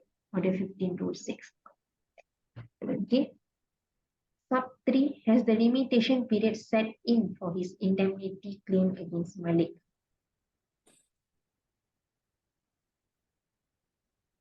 Sub 3. The suit against Malik has limitation period set in. When does time starts to run against the third party?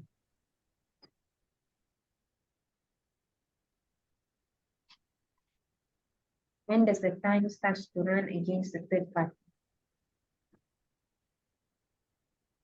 You can use the case of Global Kiara or the same case, Mat Abu bin Man versus Medical Superintendent GH of Typing, which states that time starts to run from the date the defendant is held liable to the plaintiff.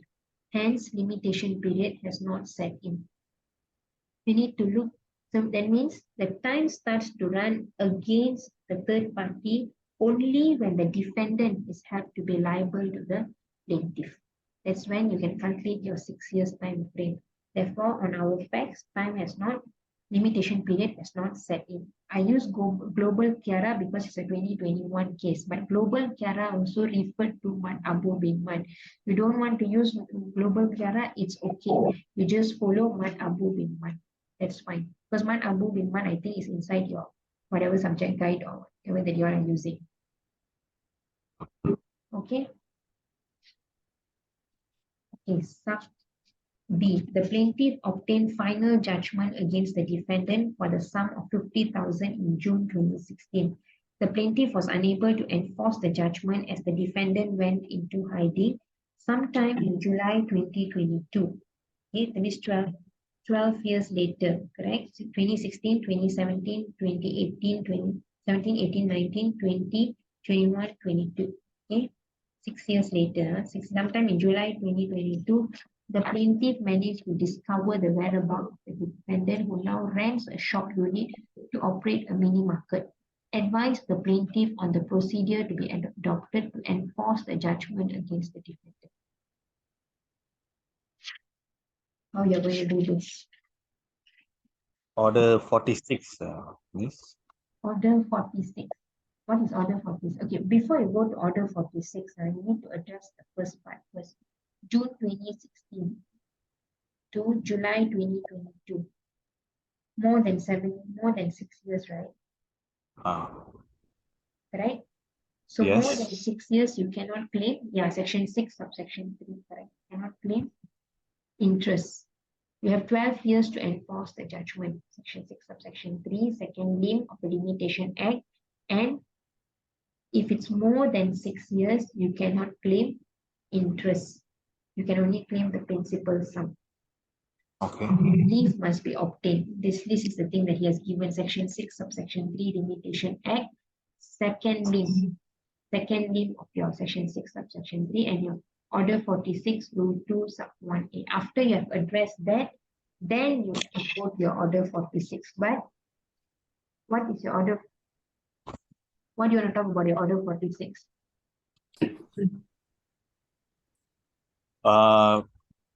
Order 40. Order What about your 46. Rule 2. Yeah, what do you understand? Order Get 46.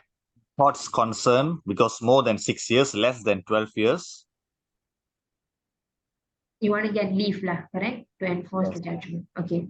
Then, okay, now how you want to enforce? What is order 48?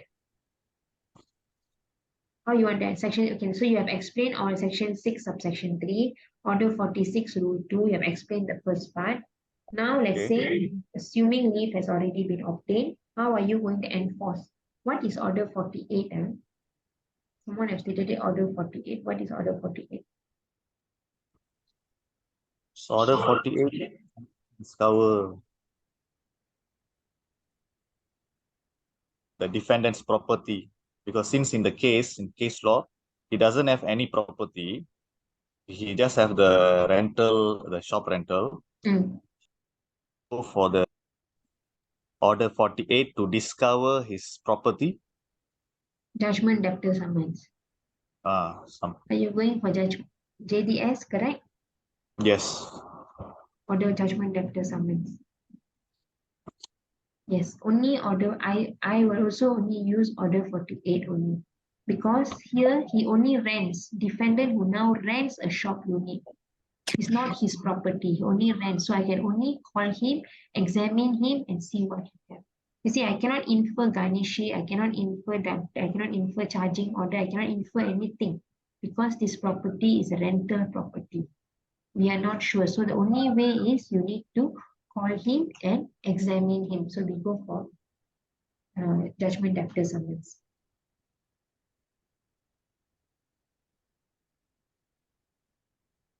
Okay, section 6, question 6.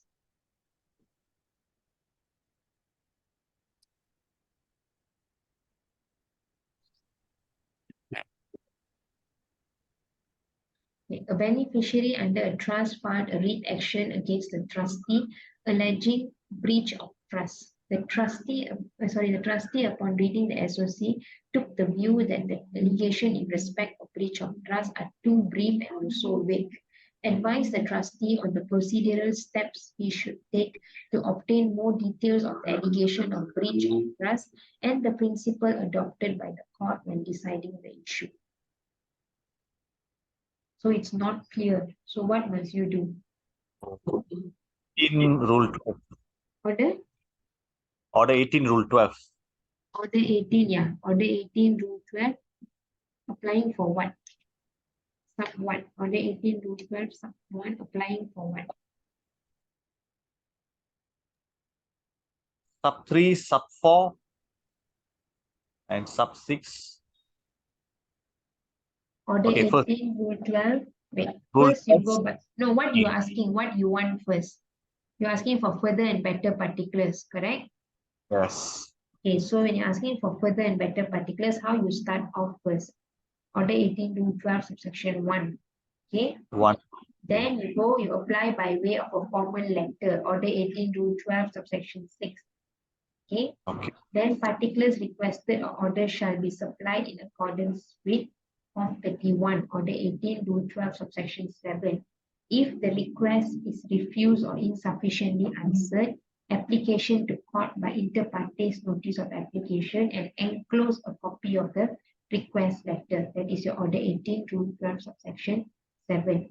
However, the beneficiary can object if what is asked for is irrelevant, not necessary as already in the pleading, and evidence and delay tactic. You can use the case of Lim Leong Sek. Yeah, Lim Leong is in your book. Okay, Datuk Seri Lim Leong Sek. Yeah, Datuk Seri Lim Leong Sek versus Krishna Kumar. You can use that case or any other case. So that's how you have to follow your procedure. First, request by letter. If insufficiently answered, then you go by way of application. 12 Rule 6, 12 Rule 7, then 12 Rule 6, 12 Rule 7. Start off with 12, Order 18 Rule 12 Sub 1, then 12 Rule 6, 12 Rule 7. You must explain first what is further 8 marks, right? What is further and better particulars? Explain first why you're asking that. Then only explain. You also must explain how, if what is asking, the other party can object if what you're asking for is irrelevant, not necessary, delay tactic, or whatever that is asking for is for evidence. The other party can object. So you need to explain all this. Okay, all right. Okay, this one. Plaintiff filed a writ action against the defendant for selling a printing machine which was defective. After pleadings were closed on the first case management date, the parties were ordered to exchange their respective documents for inclusion in a common bundle of documents. The plaintiff, upon being served with the defendant's document, realized that the defendant had not included an important document which contained the warranties in respect of the printing machine. Okay. Plaintiff requested to the defendant to furnish this document, but defendant refused to do so. The plaintiff does not have a copy of this document.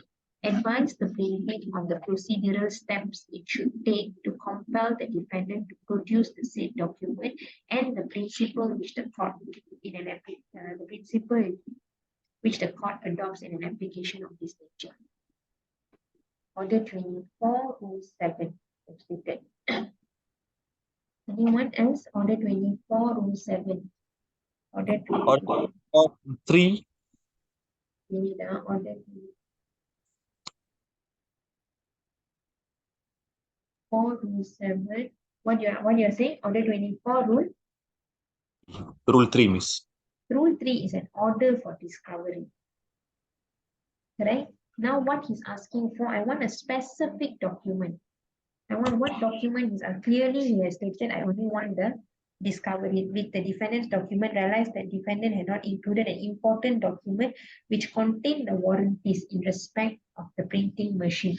So it's Order 24, Rule 7. Abdul's answer. Order 24, you want a specific document. So Rule 7, subsection 1, Rule 7, subsection 4, okay, and Rule 7, subsection 3. Put how your Rule 7, subsection 3. And then another one more, Rule 8. Rule 8 and Rule 8A.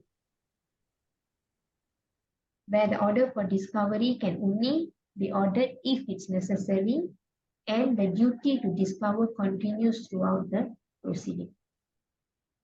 Okay, so it's 24, Rule 7.1, 7.2, 7.3, Rule 8 and Rule 8A. You see, Rule 8 and Rule 8A always will be there if you look at it. Because the court will only give you discovery if it's necessary. If it's not necessary, the court will not give you an order for discovery. So 8 and 8A, when even you do discovery against stranger, 7A, your Rule 8 will do that. Okay, so you need to take note of this thing. But Miss, I have a question. If Rule 3 it's not about between the parties, because defendant and plaintiff in this, so Correct. can It's we? between you can add no problem. But what they are asking is specific documents. The main answer you need to have Rule 7 inside. Only then later you want to add on other things, no issue. But your main answer must be Rule 7 first. Okay? So in this Alright. case, we talk about section 1, 2, 3, akta keterangan, BA Raos, What is Akta Keterangan? Evidence Act? like, yeah, about Talk about what section? 1, 2, 3. Oh, the privilege part. Yes. BA No. Rao support for Dr. Pritam Singh, no need. No need. If I won't put, because end of the day, if you look at the question, advise the plaintiff on the procedural steps it should take to compel the defendant to produce the evidence. Correct? So I've given you the steps how you want to compel the defendant to take to apply for this document. If you want to use privilege, you don't need to bother about Evidence Act. Just go to 24 Rule 13. You can tell the other party can only object or refuse to give on the grounds of privilege. Go to 24 Rule 13. Okay. But I will not put because I think it's not necessary. You just have to answer the question. But if you want to add, if there's something in your answer you have prepared a standard answer you want to add, can no problem. But I will just stop there. Okay. Sub C, the plaintiff and defendant recorded a consent judgment in court to settle a dispute between themselves. After the consent judgment was sealed by the court, the defendant made an application to the court to set aside the consent judgment on the grounds that he was misled into agreeing to the terms of the consent judgment. The plaintiff, on the other hand, discovered that there was an accidental typographical error in the consent judgment, wherein the judgment sum in his favor was stated as 50,000 when it should have been 55,000. Advise the plaintiff on the following issue. Number one, whether the defendant's application to the court is procedurally correct. And number two, whether he, the plaintiff, may apply to the court to amend errors in the consent judgment. So number one, whether the defendant's application to the court is procedurally correct. What do you think? I think no.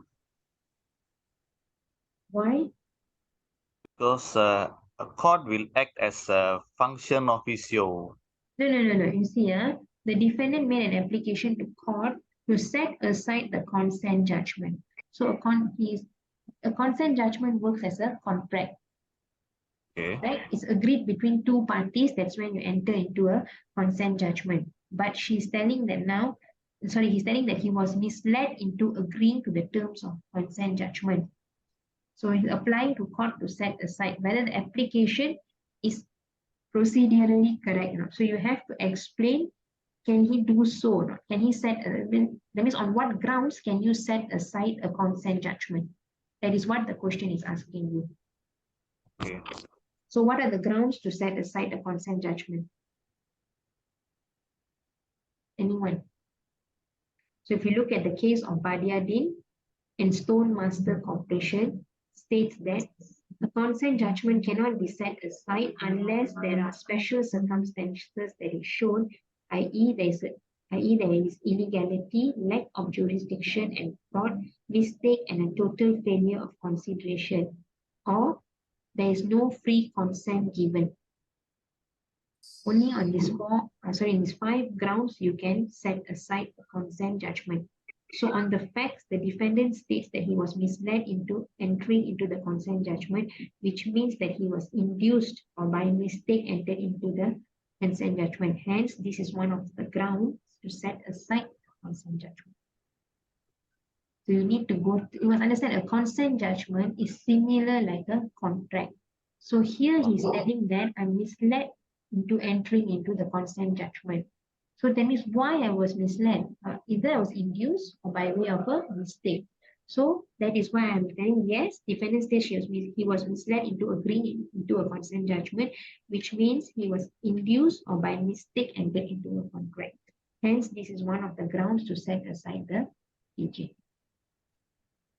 Okay, can? Number 2, whether the plaintiff may apply to the court to amend the error in the consent judgment. It was supposed to be 55,000.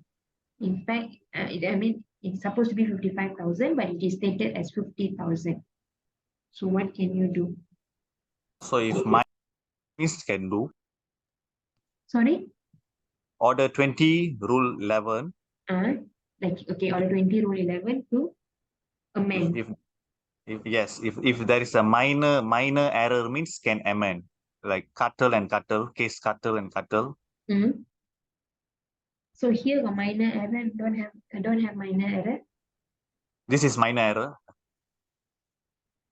Okay, how are you? Because why? The plaintiff, on the other hand, discovered there was an accidental typographical error in the consent judgment. Correct? Actually, it's not minor, it's clerical error. Okay. Clerical error, okay, typographical error in the consent judgment, wherein the judgment sum is 50 when it should have been 55. So how are you going? I'm using different cases now, but it's the same thing. You can use cutter and cutter. I'm using re-estate of MP. Okay. You can say based on the case above, plaintiff can amend if it falls under Order 20 Rule 11 as it does not reflect the intention of the court as seen in the cases above, as what was intended by the court was 55K and not 50K.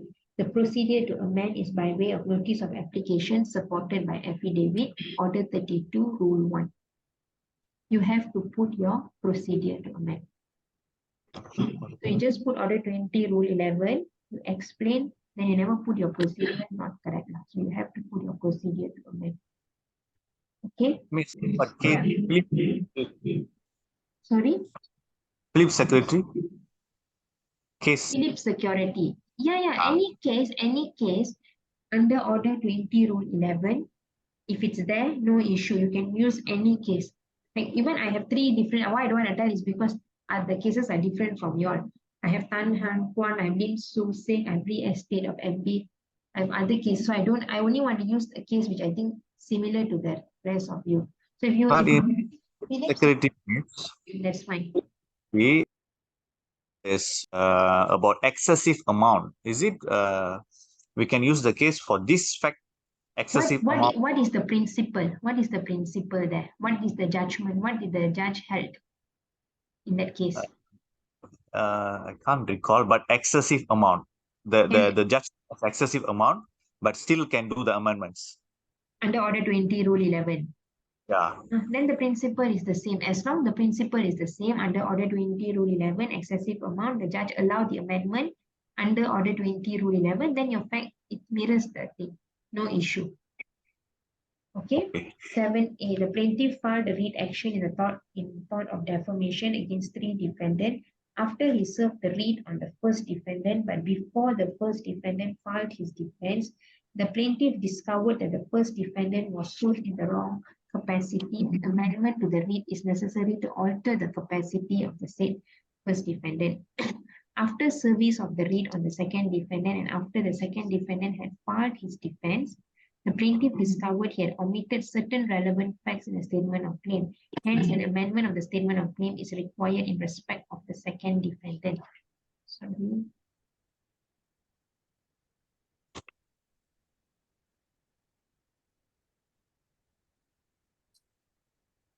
In respect of second, before the service of the writ on the third defendant, the plaintiff discovered that the third defendant had died and the plaintiff wants to amend the writ to bring the action against the estate of the deceased third defendant.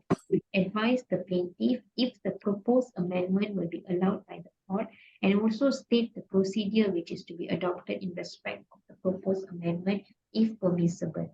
So you can see there are 3 situations there, correct? First defendant, second defendant, third defendant. So you have to put that way. So first you put plaintiff versus defendant. for thought of defamation. So here you have to advise the plaintiff. So you say the plaintiff will be advised as to whether the proposed amendment will be allowed by the court separately for each defendant. So you can put first defendant, underline, then you put what you want to put. This is at least my way of writing, and that's how I will do it. Okay, so the first one, can you amend? He discovered that the first defendant was sued in the wrong capacity and he wants to amend.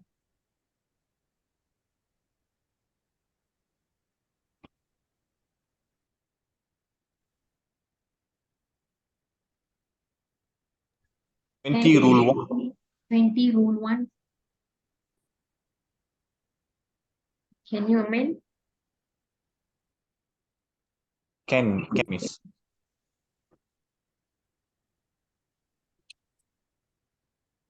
Can, sure. Yes. Okay, you look at 20 Rule 3 subsection 1. Sorry, 20 Rule 3 subsection, subsection 8. That this rule shall not apply in relation to an amendment which consists of addition, omission, or substitution of a party to an action, or an alteration of capacity in which the party is being sued, to the action sues or is sued, the addition or substitution of a new cause of action. Here he wants to sue because he wants to amend because of the capacity. He said wrong capacity. Your Rule 3 prohibits, like what Abdul have stated, your Rule 3 prohibits.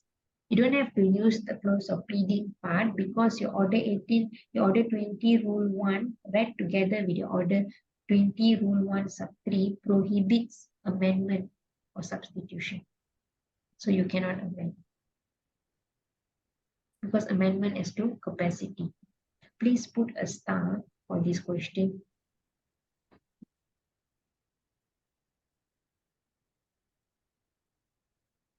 Because always what they give, Rule 1 sub 1. So we will say can amend once as long as before close of pleading. Now they give another thing, the catch is your Rule 3. Get it? So cannot amend. See, this rule shall not apply in relation to an amendment which consists of substitution, omission, or addition, which alters the capacity. So you cannot amend for the first defendant. The plaintiff is advised the proposed amendment will not be allowed by the court. So for the second defendant filed his defense. Now plaintiff discovered there's omission in he omitted certain relevant facts in his statement of claim. So can he now amend? Hence, an amendment to the statement of claim is required in respect of the second defendant.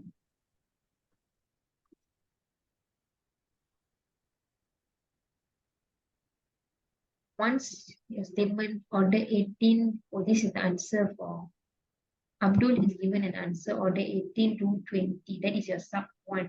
That is your close of pleading. So you're telling once the statement of claim has been served, statement of defense has been served, then your pleadings deemed to be closed. If your pleadings are deemed to be closed, if the plaintiff wants to amend, what the plaintiff is supposed to do? Order 20, Rule 5, subsection 1. You apply for leave for amendment. Can you see? Order 20, Rule 5, subsection 1. You need leave for amendment. Amendment will only be allowed if you can satisfy the requirement in the case of Yamaha Motor. So you have to go through the Yamaha Motor case where the evidence, it is bona fide, will not prejudice the other side, and you will not change a suit of one character into another character. So if this is followed, leave is given, amendment will be allowed. How to amend? Notice of application supported by affidavit. Procedure to amend, Order 32, Rule 1. You have to put that. Amendment is important. How about your third defendant? Now he wants to Order 20, Rule 5, sub 1, is it? 1, yes, because pleadings are already closed. If pleadings are already closed, you need to apply for leave to amend. So how you're going to apply for leave to amend? Your Rule 5 sub 1 gives you the power to apply for leave to amend. But it must be read together with your Yamaha Motor case because it gives you the criteria whether amendment will be allowed or not. Okay. For third defendant, cannot. He wants to substitute the defendant to the PR. Passed away, right? Before service of writ on third defendant, the plaintiff discovered that the third defendant had died, and the plaintiff wants to amend the writ to bring the action against the estate of the deceased third defendant. So I think cannot because it's a defamation suit. Okay, defamation suit. Section 8 sub 1 Undang-Undang Civil What is Undang-Undang Civil? Civil Act. CLA, Civil Law Ah, Act. Okay. All right. So you're going on section 8, subsection 1, CLA, because defamation action cannot. Okay, that is one. But before that, can you apply to substitute? Can you apply to amend under your order 20? Cannot. If let's say it is not, okay, let's say it's not thought of defamation, it's not a defamation suit, any other suit, you cannot go for an amendment here. This is substitution. Substitution, you must go under Order 15, Rule 7, subsection 1, and Order 15, Rule 7, subsection 2. Okay, here cannot. However, here the issue here is for defamation. Okay, since it's defamation, you cannot apply because defamation is a personal action, is against the party himself. And what you're telling section 8, subsection 1, CLA. Defamation is a personal action. All right. So you advise again the plaintiff. The plaintiff is advised that the proposed amendment against the third defendant will not be allowed by the court. You must have a conclusion. You have to put a conclusion. You cannot leave it like that. Yes. Section 8. Okay. So sub B, the defendant's counsel due to an oversight failed to attend the PTCM of the civil suit which was heard by the judge. The counsel for the plaintiff was present. Due to the absence of the defendant's counsel, the judge struck out the statement of defense and entered judgment for the plaintiff. Advised the defendant on the procedural steps he should adopt to set aside the judgment. Who never attend defendant's counsel never attend a PTCM. Plaintiff's counsel was present. So due to the absence, the judge struck out the defense and entered judgment for the plaintiff. So what you are going to do? Judgment given, correct? Judgment is given to the court because of your failure to attend. Failure to attend, correct. 34, Rule 6, subsection 1 and subsection 2. Never attend PTCM. Okay, you can also see your general principle 34 Rule 1 subsection 5, 34 Rule 2 subsection 4. These are the powers given to the court. Okay, but now judgment obtained already. So how are you going to set aside? How are you going to set aside? Judgment entered for the plaintiff. Order 42, Rule 13. Apply to set aside the judgment within 30 days. How your procedure to set aside? Notice of application supported by affidavit. Okay.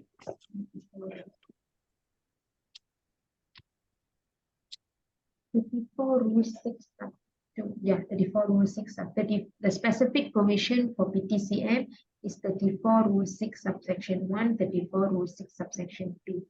Okay, now judgment has already given, right? So you need to set aside 42 Rule 13. That's the power that is given. How? Procedure, like what he's telling, 32 Rule 1. You can see Abdul's answer is given. Notice of application supported by affidavit. Okay. So that is why the 8 marks allocation there. Looks small, right? But still you have to put. You see, like this one, I have no cases. If you have any cases, you can put, but I don't have any cases. I'm just going by the book. So if you don't have cases, don't worry. Yeah? But if you can, please have it. But if not, nothing much can be. If you cannot remember what to do, right? All right. So make sure this is C, I won't do. C is order 83. For me, charge action, I will not do. C is order 83. Okay. C is order 83. All right. Okay, he has a case, Shah Alam City Center. I'm not sure. If you all have a case, you can put. Why I don't put is because if you look at order 35, you have a lot of case for order 35 for trial. For PTCM, normally we just follow the book. For trial, normally when the case is dismissed, you have New India Assurance. Then you have another case, Karam Singh, you have this one. So for trial chapter, yes, you need to memorize the cases. But for PTCM, you have little cases. But if you can remember, no problem. If you cannot remember, just follow your rules of thumb. Okay, any questions? Miss, I have a question. So usage for order 32 rule 1 can we use for all the fact No, not all. If not all. it's by default, if the provision does not specify as to which one you need to use, then you go to order 32 rule 1. If there is a specific provision which tell you give notice of application in this form, affidavit in this form, then you have to follow that specific provision. For example, your order 14 rule 2. If you look at your order 14 rule 2, your order 14 rule 2 subsection 1, an application under rule 1 for summary judgment must be supported by an affidavit in form 13. So if they already put here the relevant form, you follow the relevant form. You don't go and use order 32 rule 1. Why just now we are using 32 rule 1? Because nothing stated in your 34, which application to use, how to use, nothing. So by default, you go by order 32 rule 1. For judgment in default, nothing is stated. So we go by notice of application supported by affidavit. If your rules tell you have to use that form, that thing, you have to follow your rules. Okay, you cannot change. So we can use in amendments. You can Topic of amend. You mean your notice of application? yeah. Yes, you can use one. Okay, Miss. Another thing. How about rule 92 and 92 rule rule 4. yes. Rule Order 4. 90. Can we use in all cases? What do you want to do? What do you want it's to end, do? it's end of the day. It's court's decision. Inherent jurisdiction, correct. So can we put it as a conclusion for most of the Cannot. questions? You see, you cannot do that. Inherent jurisdiction normally, okay, this inherent jurisdiction will only come in when there is some form of miscarriage of justice or in the interest of justice. If you are going to invoke order 92 rule 4, order 1A, order 2 rule 1, all these are your curing provision, except 92 rule 4 is given to the judge. The power is given to the judge. Here you all make the application. This power must be invoked by the judge, 92 rule 4. You get me? So you cannot use this curing provision for everything across the board if you don't follow your rules of court. If there is a mandatory provision and you don't comply with the mandatory provision, you cannot invoke all this order. You can see Gopal Sriram's judgment in Lee Teng Siong's case. Or under order 81, I think. He will tell you if it's a jurisdictional point, order 18 or order 1A, order 2, rule 3 has no application. What does it mean, jurisdictional point? That means if they use the word there must, shall, and everything, compliance is mandatory. Get me? So you cannot go and invoke order 1A in that kind of situation. Only So, if situation like something like technical or what you feel the other side will not be prejudiced. Okay, you can overcome that. Then you can invoke order 1A. 92 rule 4, you have to look at the situation. I cannot tell you across the board. so for an example, we are sticking for the remedies like an injunction, so we can use the 92 for, right? Injunction, what type of injunction? What the question is telling you? Is it you can't, that's the thing, because injunction is an equitable remedy. If you don't make a full and frank disclosure, you cannot invoke the court's jurisdiction to ask you to grant the injunction. You get me? So you have to follow, once again, your affidavit requirement here in your rules of court, and also your case of Dalcon, motorsports versus Dalcon, your full and frank disclosure. If you don't give a full and frank disclosure, since it is an equitable thing, then you cannot invoke. You can't even invoke anything. If you have affidavit, your affidavit requirement is defect, you cannot invoke because compliance is mandatory. So you have to look at your rules of court to see compliance is mandatory or not mandatory. Okay, Can anyone else, if you have any question, don't ask on interpleader or don't ask on charge action. Anything or enforcement.